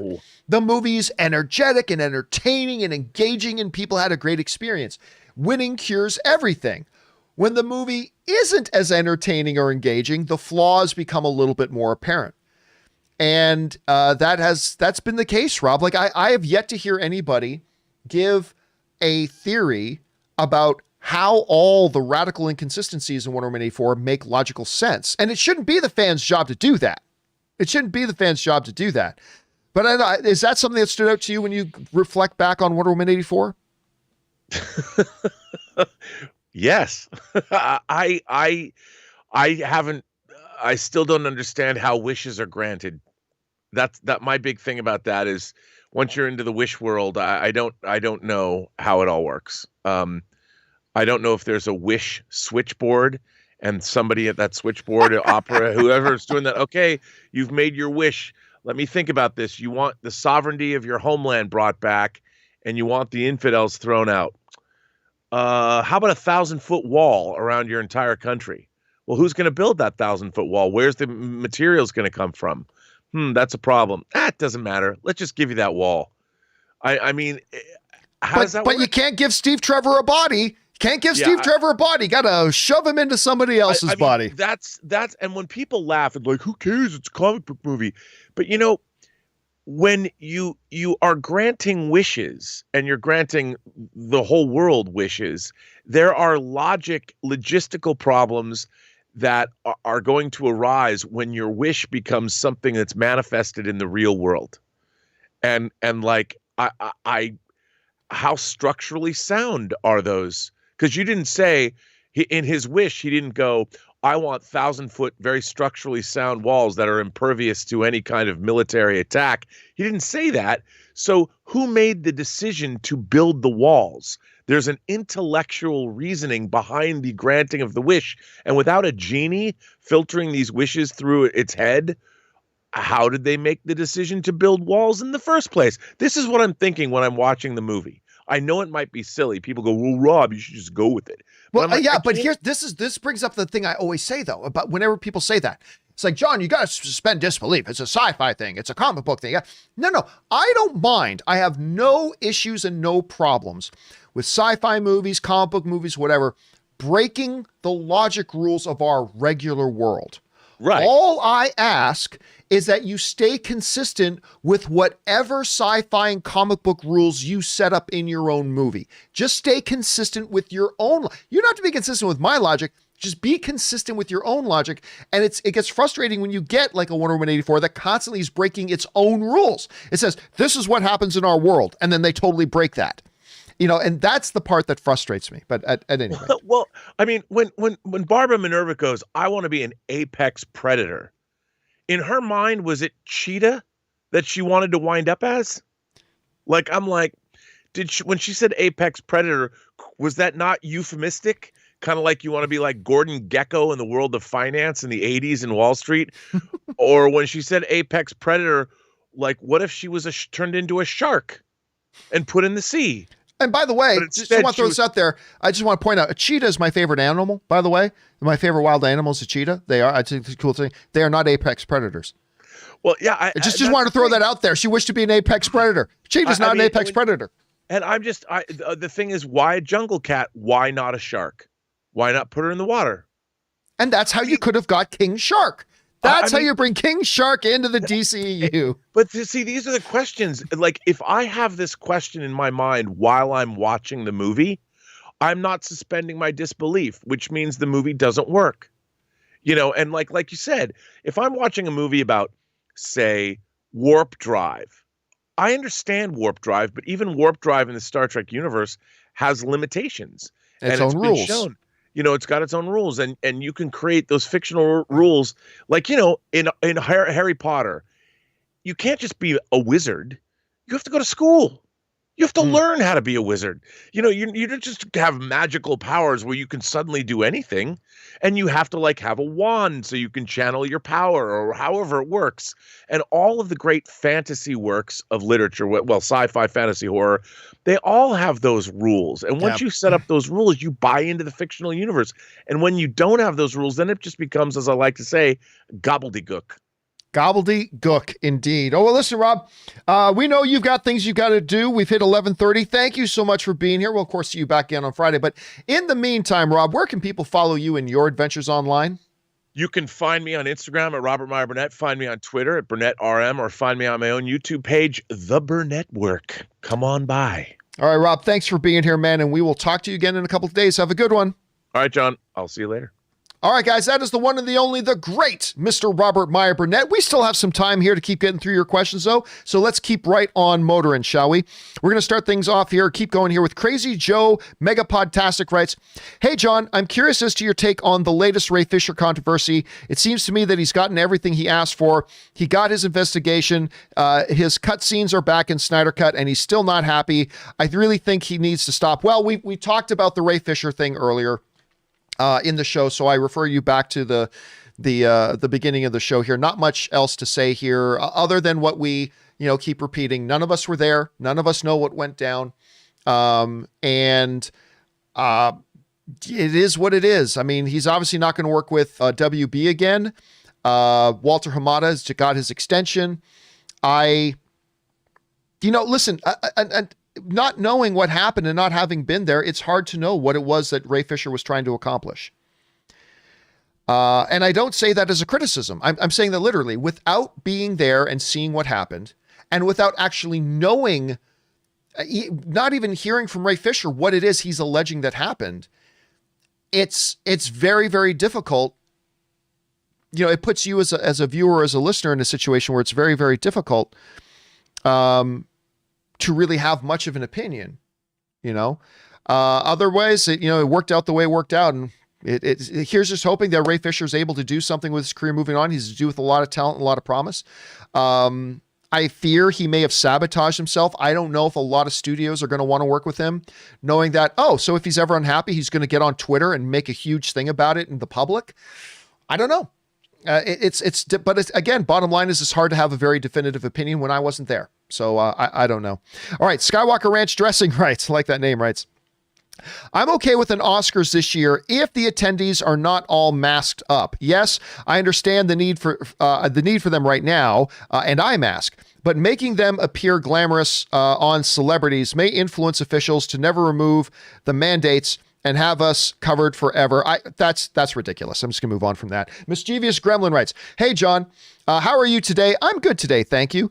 Don't know if you've heard, but it has now been confirmed that Wanda Vision is going to have a total of 9 episodes rather than the original 6 that we heard before. Do you feel like this is too many episodes to tell the story? I have not heard that. Hold a second. I've not heard that at all. Let me look something up here. Wanda Vision... 9 episodes. I've not heard that. Well, no, Sci-Fi Wire is writing the first season of Marvel's WandaVision expanded to 9 episodes on Disney Plus. There it is. Yeah, WandaVision now expanded to 9 episodes on Disney Plus. I had not heard that.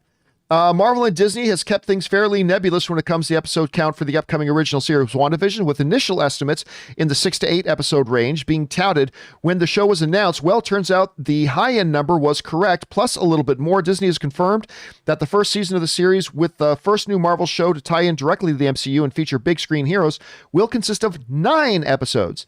The series premieres on January 15th. Well, let's put it this way. I am the kind of guy that I believe that 8 episodes is bullshit. I'm just one of those guys. Listen, some of the greatest classic shows of all time were able to put out 22, 23, 24 quality episodes every year. I'm just saying.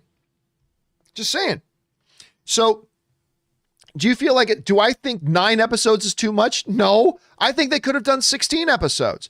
If you've got the right story to tell and you know how to tell your story, I think you can do 16 episodes. But I'm one of those guys.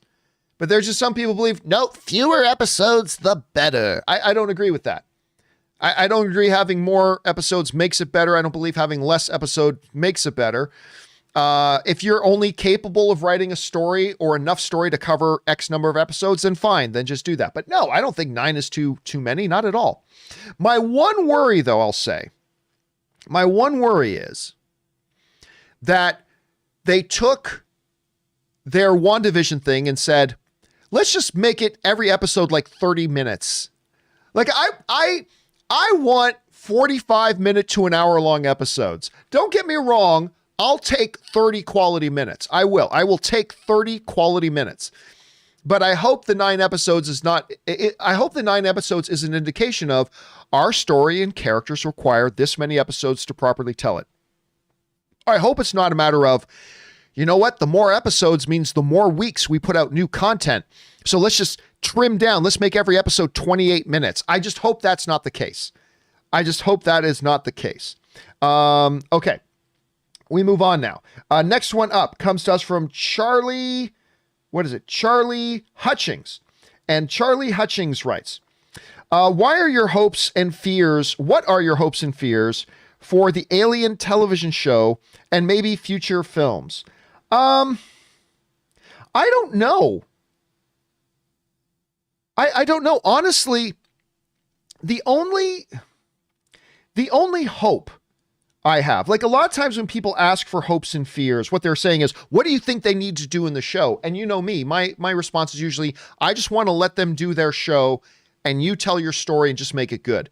So when it comes to my hopes and fears for an Alien TV show, it's very, very simple. I hope it's good. I fear it'll be terrible. I hope it's the most amazing thing. My fear it'll be bad. That's where the extent of my hopes and fears are. That is the extent of my hopes and fears. I really, really hope it's great. What they do with it, I don't want to form my own like little fan opinions. I don't want to form my own little fan theories. I don't want to do any of that. I just want them to tell a great story, and I hope it's good. Fingers crossed. But I'm not going to lie to you.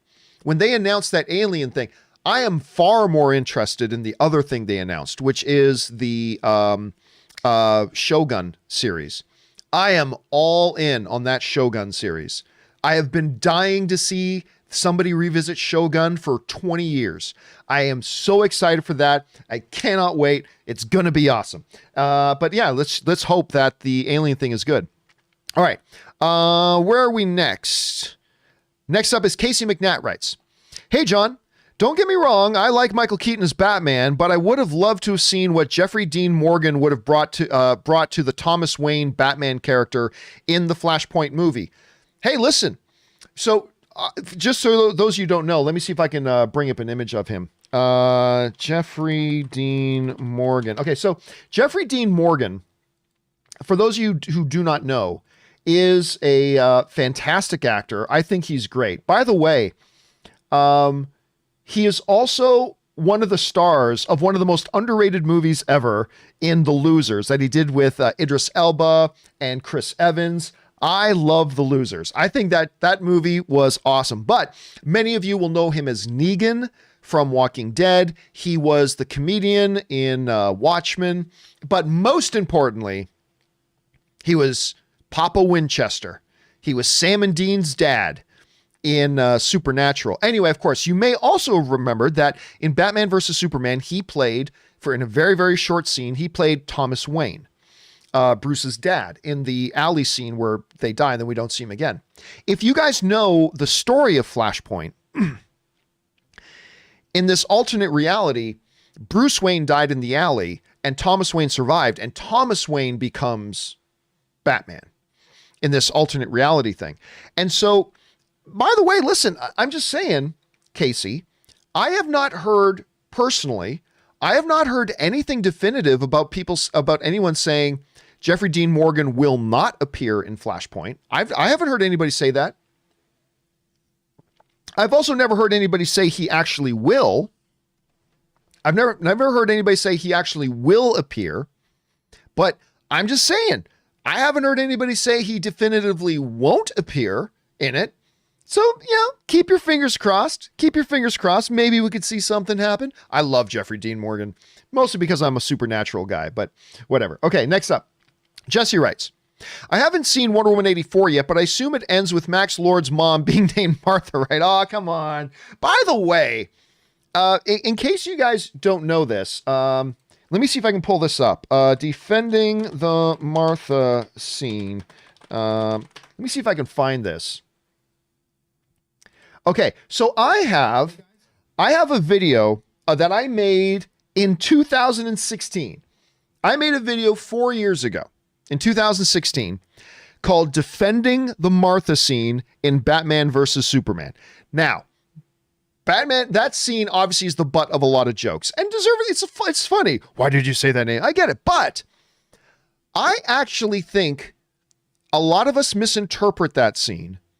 And I actually think maybe it wasn't executed the best way, but I made a full 11-minute video defending the Martha scene and why I think that scene actually works. I'm sure I'm not going to convince any of you.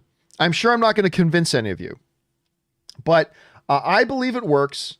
And I think if you're interested in that, you should go check it out. But no, we don't find out Maxwell Lord's mother's name is Martha. All right, next up. Let's see here. Mysterious Gremlin, Mysterious Gremlin writes, John, you dismissed the chance of Evan Peters being brought into the MCU, but there's news of Jamie Foxx and Alfred Molina, also speculation of Tobey and Andrew showing up in a Spider-Man movie. It's like you have said, anything is possible. Of course, anything is possible. Anything is possible. But we don't really deal in possibilities. We try to deal in probabilities, right? Like it's what I said. I remember I was playing poker with this. I was playing poker this one time. It's my favorite time I've ever used this quote. And the guy tried to pull a bluff on me, and I called him on his bluff. He pulled this bluff with an all-in, and I called his bluff. I did the math in my head. What are the chances? Blah, blah, blah, blah. I called his bluff. And he said, at the end of it, it's like, how can you call that? I could have had aces. It's possible I had aces. So how can you call that? I said, because I don't deal in possibilities. I deal in probabilities. And it was not mathematically probable. I mean, you might have, possible, but I thought the odds were in my favor. I thought the probability was you didn't. So, listen, every indication we have seen is that Kevin Feige has no intention of bringing in or keeping alive any aspect of the old X-Men universe. For every indication we have, everything that we have in front of us says that Kevin Feige has no indication of bringing in old stuff. And he's going to create an X-Men universe. He's going to create a universe that is his. He's going to create a universe that is his. And it would be to bring in Evans is doing that would be completely contradictory to that. It would be completely contradictory to that. Now, you may say, well, what about the rumors of Tobey and Andrew? That's fine, but the biggest different dynamics is there is that Sony's in control of that. Sony has final veto power on what does and doesn't happen. So the Spider-Man situation is a very unique situation because Kevin Feige is not ultimately in control of what happens there. He's got to work in conjunction with Sony, and there may be things they want to accomplish there. But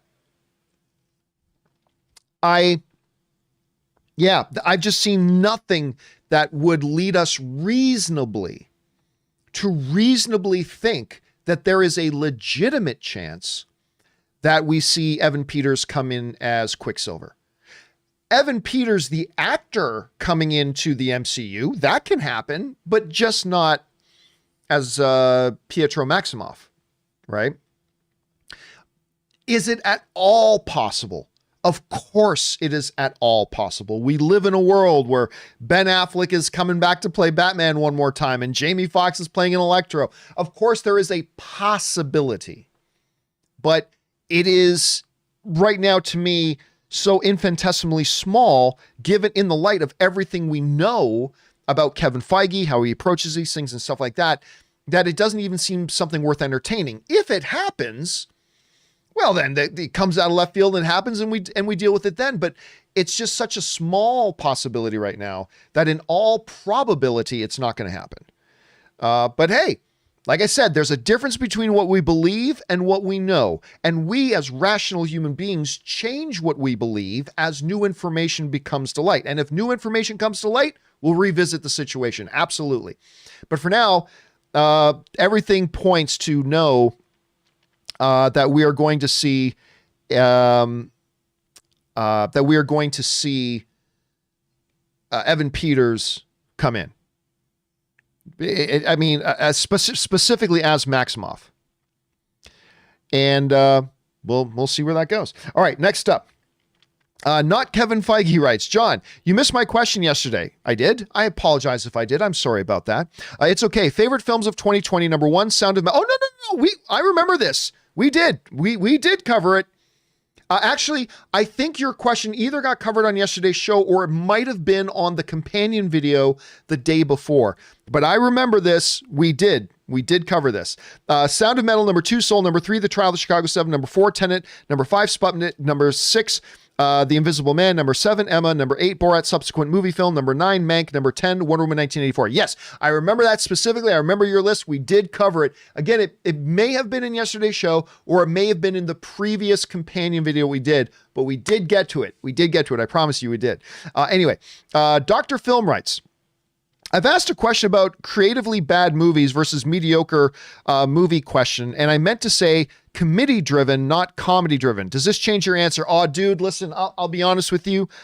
Since I can't remember the specific way, I remember the question vaguely. I think what you asked, if I'm not mistaken, was something along the lines of, would I prefer a mediocre but watchable comedy versus a bad something else? And basically what I said was, I will always take the watchable movie over the bad movie, regardless of genre. I will always take the watchable mediocre, because mediocre means middle of the road, right? Like I'll always watch the watchable mediocre film over the bad film, regardless of that. Now, instead of saying comedy, you meant committee, but then again, I'd have to remember the specific wording of your original question, but I still stand by that basic premise. I will take the watchable mediocre movie over the bad movie all the time, every day, twice on Sunday, right? I will always take the watchable movie over the bad movie. That's just me. All right. Thanks for that, Dr. Film. Dr. Film. All right. Not Kevin Feige. Right. Sorry, John.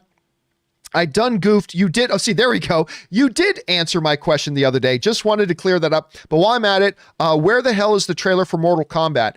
Well, they just announced when Mortal Kombat is coming out. Hold on a second. Let me just double check. They finally did give a date for it, and I can't remember what it is off the top of my head. April 16th. Okay, so January, so we're February, March, April. So we're about 3.5 months away from Mortal Kombat. My guess would be probably within the next 3 weeks.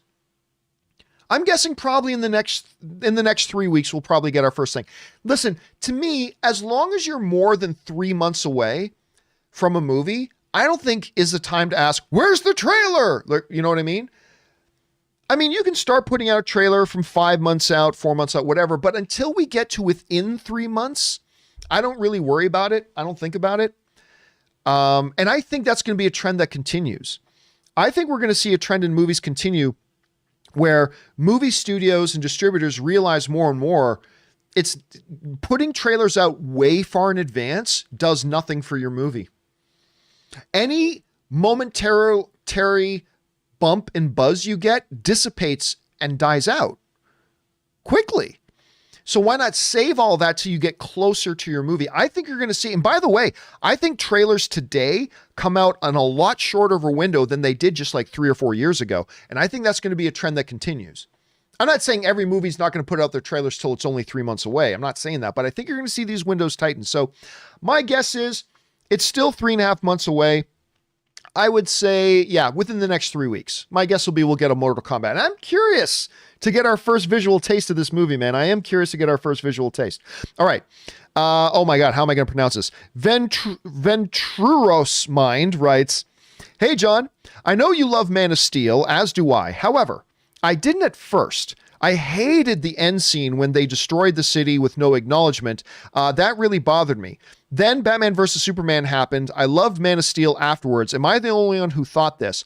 Well, no, you're not the only one who didn't like the destruction in the city. For me, that was never an issue. That was never an issue. Superman saved the world. He saved all of humanity.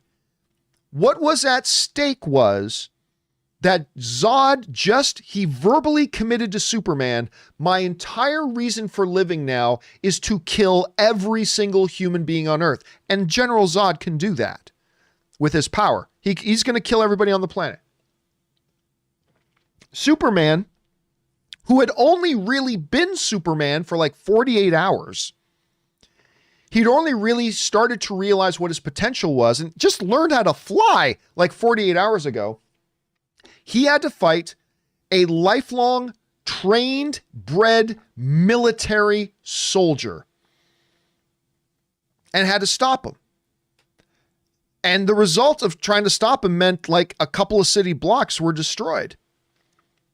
But it was either that or 6 billion people die and the human race becomes extinct.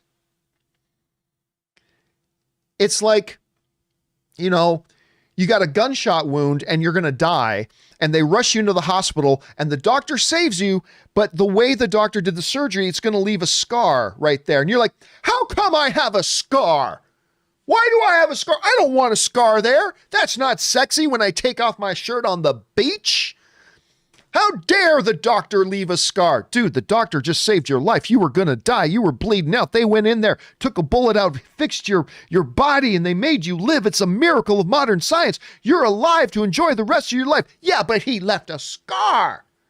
How am I supposed to get action with this stupid... It's not even a sexy scar. It's an ugly scar. How am I supposed to get any act? I don't know why the guy's talking like that. But to me, that's always been the equivalent of when I hear people criticizing the fact that there was some collateral damage in Superman saving the world. Anyway, it's just me. But listen, like you, dude, while I loved Man of Steel from the first time I saw it, like I remember many of my viewers first found me during our very first Man of Steel review. I loved it from the first day that I saw it, but it is a movie that I appreciate more and more every time I see it. And I know John Schnepp was one of them. John Schnepp was a guy who, you know, the more he watched Man of Steel, he was like, God damn, this is really good. Like, it is one of those movies that I believe the more you watch it, the more you appreciate it. Now, I don't know many people that hated it the first time they saw it and then now really appreciate it. I don't know many people in that camp, but you're not alone in that fact that your appreciation grew with it as we went along, and I'm certainly one of those. So anyway, thanks for sharing your thoughts, man. Let's see. Where are we at? Unreal Shift writes, Max equals stone. Now all wishes are tied to him as the stone. Movies rules: destroy the stone or renounce wishes or civilization destroyed. Max renounces wish, so technically destroyed the stone, and the magic of the stone makes everyone renounce their wishes magically. Sorry, but again, there's nothing. See, that's the one completely out there thing. That's the only way people can try to make sense of this. And so I see where you're going there, but there is nothing in the movie. There was nothing in the movie that suggested Max renouncing his wish forced everybody else magically to renounce their wishes. Nothing in the movie suggests that. If it did, then it renders that whole speech that Wonder Woman gave to the world, you have to find the strength in yourself, or whatever the word she used was. They make this big deal in the climax of the film of Diana speaking directly to the world because she says, I'm not talking to you, Max. Like, if Max renouncing his wish just automatically made everybody go, you know, I renounce my wish. If everybody on the planet just magically turned into robots, I renounce my wish, right? If that happened, then it completely neuters and nullifies the whole point of Wonder Woman even being there. Of that whole speech of Wonder Woman talking to the world, because she was convincing the world to give up their wishes. And again, the movie made it clear Max renouncing his wish did not undo anything, because he renounced his wish and nothing happened.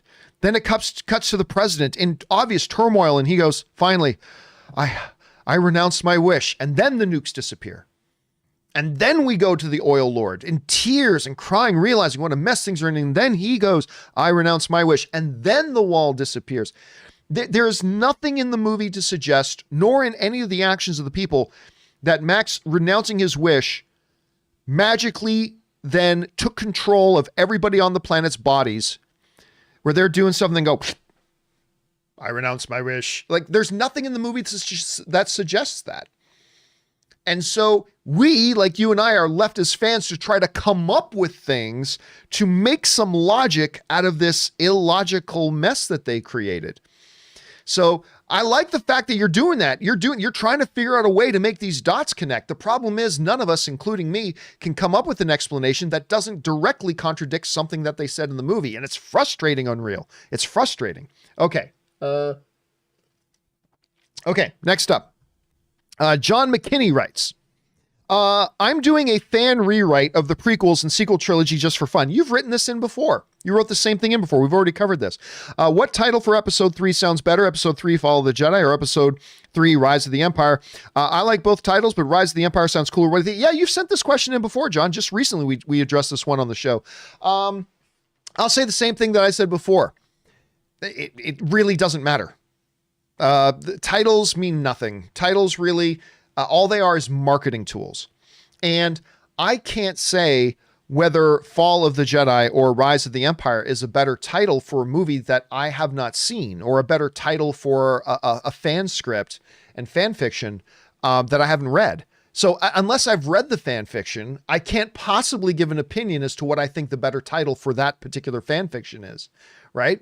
I just don't know. Only you can truly answer that. What I would say is don't lose any sleep over it, because a title is really just a title, right? As long as it's not a completely ridiculous sounding thing, like Edge of Tomorrow sounds like a soap opera and misrepresents the movie. But as long as it's not something really out there, it's really not going to make any difference. So I wouldn't lose any sleep over it. I would just keep your focus on the quality of your fan fiction, not on anything else. And don't worry about the title. And only you can really know the answer to that, because only you know your fan fiction. So whatever one suits best. All right. Wakandan Forever writes, this is an unfair question for us Wakandans to answer. We love Nakia. Our perspective is already too influenced. I need another perspective and opinion. John, which did you enjoy watching more? Queen of Katwe or Queen's Gambit? Queen of Katwe. I loved Queen of Katwe. That movie, it's one of those movies. I think it was also David Oyelowo was in that as well, with Lupita Nyong'o. And I remember walking out of that movie. It's just the type of movie that makes you love movies.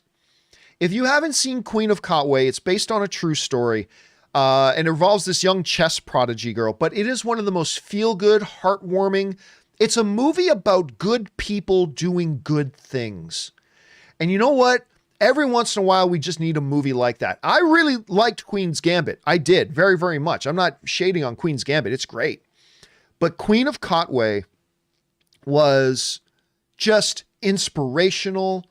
It's invigorating. It makes your heart smile. And again, there's no villain in the film. It's just a movie about good people, a true story about good people doing good things. And you know, that's what movies are for, man. I mean, sometimes movies are just meant to inspire us and tell the great stories of things that happen in our world, because there's a lot of crap in our world. If you have not seen Queen of Katwe, definitely check it out. And Lupita Nyong'o just proves again why she's one of the best on the planet right now. Ithorian Arboreal Hobbies writes, over under 50%, Jon Favreau enlists the Russo brothers to direct the Mandalorian crossover event. Keep the filthy stuff coming. Under 50%. Under 50%. And there's a couple of reasons for that. I'm not saying zero.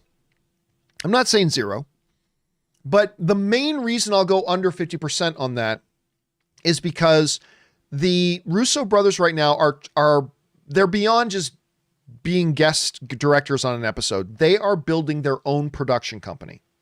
Agbo Productions is what they are building right now. And that's the title they did the Chadwick Boseman, I believe it's called 21 Bridges with, and they're doing some other films. I do not see them stepping away, and they're trying to direct their own productions as well now. I can't see them taking time out to go and spend a month or two focusing on developing and then being at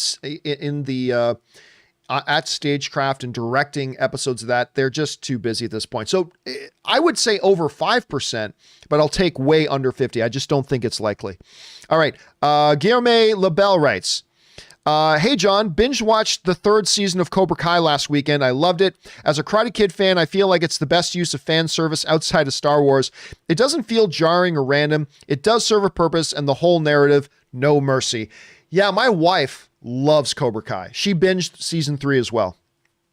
I was one of the most excited people in the world about Cobra Kai when it was coming. I thought it was such a great idea to revisit these characters, Johnny LaRusso.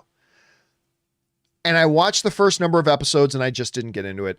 I know a lot of people love Cobra Kai. I'm not crapping on it. I'm just saying I tried Cobra Kai when it came out and it just didn't work for me. My wife loves it. Kaori loves it. And my wife really enjoyed season 3 as well. It just wasn't a show that worked for me. Not everything works for everybody, right? There are shows and movies that everybody loves that didn't work for you either. Cobra Kai is one of those ones for me. Cobra Kai is just unfortunately one of those ones for me. So, is what it is. Okay. Next up, Charles Broder writes, Steve Carell said that The Office wouldn't make it in today's climate. What movie is the first to come to your mind of something that would never get made today in today's climate? Mine was Falling Down, but it looks like Russell Crowe just tried to. And by the way, I think Steve Carell is wrong. I think The Office would work today. Handling the material the way The Office handled it, I think it would work today. I really do. That aside, whenever I think about movies that are great classic that would never work today is, why am I freezing on the name of, hold a second. The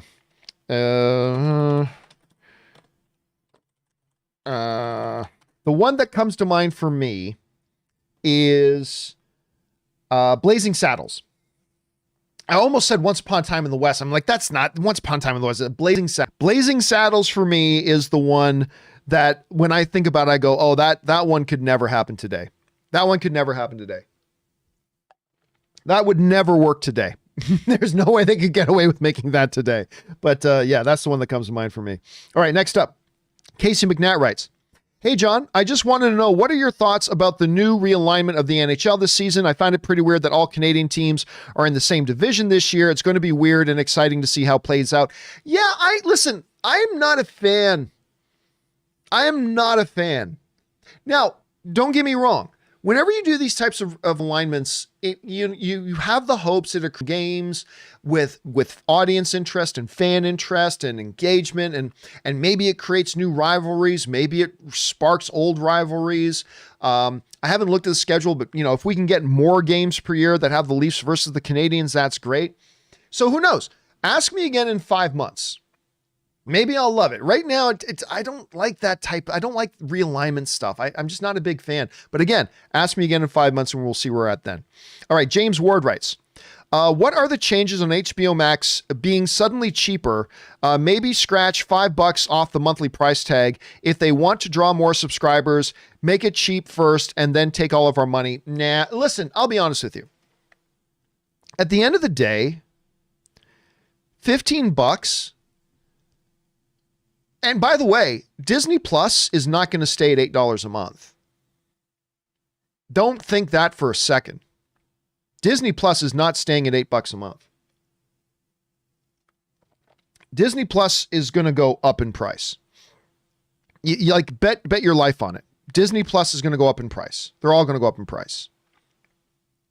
At the end of the day, when you consider what you get for that $15 a month, $15 a month. I mean, people spend more on a beer when they go to the bar or a drink when they go to the club. Like, people spend more than that on one drink when they go out. You spent more on that when you and your buddy went to McDonald's the other night. You spent more than $15. What you get with HBO for $15 a month or $16 a month or whatever, is a ridiculous value. It's a ridiculous value. And I just, that's not the thing holding HBO Max back. Are there some people who think, hey, this is $10 and that's $15. $15 is a little much for me. Yeah, I believe there are some, but do I believe that's the factor? No. Do I think if they suddenly dropped HBO Max from $15 a month to $12 a month, that would create this big influx of new subscribers? No, I really don't. But it is crazy how we look at these things and how we evaluate value. You know what I mean? Because to me, listen, again, there are cheaper options, but when you look at the content, when you look at what you get with HBO Max, $15 a month is nothing. It's really nothing. And I honestly don't think, for some people, yes, we are all budget conscious. We all have to be aware, but you understand, like someone who smokes, you spend more than that on a pack of cigarettes, right? I just think it is $15 for HBO Max is a very, very good value. When you look at when you take into account what it is you're getting, it is an incredibly good value. But Disney does it better. Yeah, but Disney purposefully came out undercutting everybody's prices. You know why? Because Disney has all the money in the world and they can take a few years of losses. But you mark my words, we're going to be talking a couple of years from now, that price is going to go up. This is all introductory price nonsense, but it's, again, I think the value you get for HBO Max is pretty impressive. Anyway, thanks for writing that in, James. Next up, Scott K writes, I want to see Star Wars content be taken to new eras with great fantasy elements like the Force, noble houses, and knights, all set in an epic sci-fi galactic conflict with large-scale battles and super weapons galore. What general themes do you want to see? Well, again, I don't care about general themes. I care about just good stories. Just tell me some good stories. And listen, we are getting a new, by the way, I got the audiobook yesterday of the new Star Wars, The High Republic. There's a 4-book series that just came out. I just got book 1 and I got through the first couple of chapters yesterday. I'm enjoying it so far. But anyway, we are now entering into an era in Star Wars where we are going to get new eras, be it, we're starting with High Republic. Rogue Squadron is going to take place in a future thing past the Rise of Skywalker, which is interesting. I believe Old Republic is on the table. I think we're going to get Old Republic stuff here pretty soon. And I think we're going to get a lot of those elements. But again, at the end of the day, it's not about what elements do I want to see them use. Honestly, I don't care if a Star Wars movie has Jedi in it or not. All I care about is a great movie. If you make a great movie and it's got Jedi in it, awesome. If you make a great movie in it and it doesn't have Jedi in it, awesome. Whatever. Just give me a great movie. I love seeing Jedi, I do, but putting Jedi in a bad movie doesn't make the movie any better. You know what I mean? So I just want to see them make good stuff, man. But we are going to finally see them start exploring new eras. And that's key and that's important. And I'm very, very glad they're doing that. All right. Let's move on here. That was Scott K. Ryan Lohner writes, here's an idea I'm 100% sure not one person has ever had before. Make Killmonger the new Black Panther. Yeah, never heard that before. All you need to redeem him is someone saying Martha, I mean Ben, I mean Eric. Yeah, there you go. No, we've obviously gone over the ridiculousness of the idea of having Killmonger as the new Black Panther. And that is a ludicrous idea. But I mean, hey, I was all for the idea of getting Michael B. Jordan to just turn to the audience and say, hey, Michael B. Jordan is now T'Challa. We know he was Killmonger, but he's now T'Challa. I actually think there would have been something very poetic about that. But yeah, that's just my thought. Thanks for that, Ryan. All right, Deuce Wing writes, 1 of 3. Greetings and salutations, John. Congrats on the new crib. Thank you so much. And welcome to the Riv. That's Riverside, for all you guys who don't know, Riverside, California. Been a fan since the early AMC days. I just want to say thank you for the entertainment you provide day in and day out for us, especially during these times. Thank you for that, man. I appreciate that. I recently saw Blade Runner 2049, and my God, it's one of the most stunning sci-fi movies ever made, in my opinion. Can't wait to see what he does with Dune. Visually, the trailer already looked amazing. Nolan is my favorite director, but it feels like Denis Villeneuve is gearing up to have a similar career path with both big-budget spectacle properties and smaller stories on his stat sheet. Curious to hear your thoughts on this. Listen, Denis Villeneuve, good Canadian kid. He is maybe the most exciting director in Hollywood right now. His filmography is mind-blowing when you look at what he's done with his movies.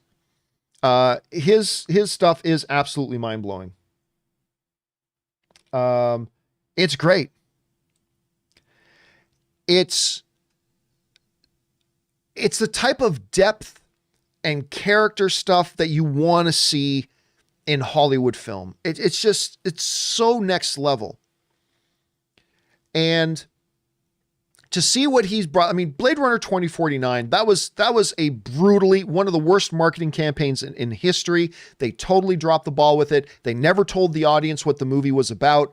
and they just expected you should just feel grateful to come to see a Blade Runner movie. Excuse me, what's this movie about? You never mind what this movie's about. You just come and see it. And it blew it, but whatever. But Denis Villeneuve made a masterpiece of a movie with that. As he did with just about every other movie he's made. And now he's doing Dune. And I am obviously a little biased because he's a good Canadian kid. So all hail the good Canadian kid. But no, the guy is absolutely ridiculously talented. I cannot wait to see this movie. And yes, like I don't want to get ahead of ourselves. I'm not saying he's the next Spielberg or Scorsese or Kubrick. I'm not saying he's up on the Mount Rushmore of directors or anything yet. But I am saying when you look around the industry today, if you need to try to pick out one or two directors who has the potential to get to that level, Denis Villeneuve is one of those guys. 15 years from now, we could be talking about Denis Villeneuve being on the Mount Rushmore of directors. I'm not saying he's there. I'm just saying he's got that potential, and not everybody does. Anyway, thanks for writing that in, Deuce. All right. Brothatrian writes, Happy New Year, John. Thank you so much, and friends. You ever watch fan films, Star Wars, Aliens, etc., and say to yourself, studios need to grab these directors and writers for the next films. Have a great day, and congratulations on your film. Never once. Never once. Now, don't get me wrong. I've seen fan films and really loved them for what they are. I've seen some fan films and totally love the fan films for what they are. But no, I've never seen a fan film ever and thought that was absolute Hollywood cinematic quality. I've never thought that. And I say that as a fan filmmaker. You know, the very first thing I ever made was a fan film. I won some awards with this little fan film me and my friends made called Rise of the Trudees. It was a cross between The Phantom Menace and The Godfather. We called it Rise of the Trudees. But so as somebody who really appreciates, great fan films, no, I've never seen a fan film and thought that person. Now, listen, there are people who have made fan films who really do have that kind of talent. But I've never thought as a result of watching a fan film thinking this guy's got to make them for the studio. No, I've never thought that. Never thought that once. Now, then you get a guy like a friend of mine, Kevin Rubio, who makes probably the greatest fan film of all time in Troops. He is a guy who happens to have the actual chops to be in the industry and all that kind of stuff. But even though Troops is my all-time favorite fan film, I never looked at Troops and thought, because of Troops and gone, this guy should be making Hollywood movies. Like, I never thought that. Greatest fan film of all time. And he does have the chops to make Hollywood movies. But, never thought that. But I am a big fan of fan films. I do appreciate a good fan film. I really do. One of the ones that I saw this past year that I really liked, did you guys see that Gambit one? Somebody made like a really good Gambit fan film, live action Gambit fan film. It was actually really quite, Eric Roberts was in it too as the bad guy. They got like a Hollywood star, Eric Roberts, to be in it. It's really, really fun. You should check it out if you haven't had a chance. Let's see here. Okay, let's keep going here. Next up, Orange Hand writes, the third His Dark Materials book has creatures that fans have wondered how they could possibly be adapted to the screen, which makes me more excited for season 3. Are there any literary concepts you thought would be difficult to translate to visual film medium? Well, I mean, yeah, lots over the years. I mean, for the longest time, how on earth do you do Lord of the Rings? I mean, really, other than in some animated thing, how do you actually do Lord of the Rings? Now, in the modern context, that's thing, but still, like, I think about the literary stuff to me that is more difficult to translate to the screen now has more now to do with narrative than with visual effects. Visual effects today can do anything. You can do anything today with visual effects. Now, the stuff that I think of literary that I think, how do you translate that to the big screen? Has more to do with the narrative elements. Like, sticking with Lord of the Rings, Silmarillion. Like, I've always, how on earth do you actually do that? That would be extremely difficult narratively, because it's challenging just to follow along as a page turner, like let alone on screen. It would be difficult. So, yeah, but as far as visual creatures, monsters, visual elements, there's nothing today they can't do. Nothing today they can't do. So yeah, just something for, just kind of my thought on that orange hand. All right, next up, we've got, that was orange hand. Now we're at Caleb, and Caleb writes, most anticipated 2021, honorable mention, Last Night in Soho, spoke about that a little bit earlier. Father, Matrix 4. Again, I wish I could get excited about Matrix 4. I'm just not. Little Things, Infinite, 10, Reminiscence, 9, 3,000 Years of Longing, 8, Top Gun, 7, Mission Impossible 7, 6, Judas and Black Messiah. That looks really good too, actually. Number 5, Many Saints of Newark. That's the Sopranos prequel. 4, Suicide Squad. 3, Those Who Wish Me Dead. 2, No Time to Die. Number 1, Dune. Again, I've got to keep Dune at the top of my list. I have got to keep Dune at the top of my list. We were just talking about Denis Villeneuve. Super, like, just what he's been able to do is absolutely remarkable and incredible. Cannot wait to see what he does next. And anyway, guys, there is more to come, but we have gone well over our 2-hour limit. Do not worry. For everybody else who sent in a question that we haven't gotten around to yet, do not worry. We will start off tomorrow's show, and we will start off with your questions, and we'll get through your questions first. Anyway, guys, that will do it for today's installment of the John Campea Show. Thank you so much for being here and making this show part of your day. Thanks to Robert Meyer Burnett for bringing his glory and greatness to the show.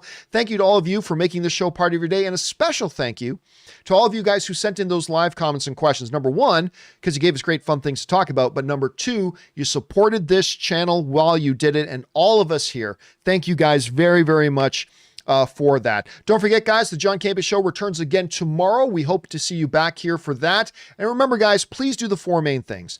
Stay smart, stay safe, take care of yourselves, and please take care of the people around you. That'll do it for me for now, guys. Thanks a lot for being here. My name's John Campea, and until next time, my friends, bye-bye.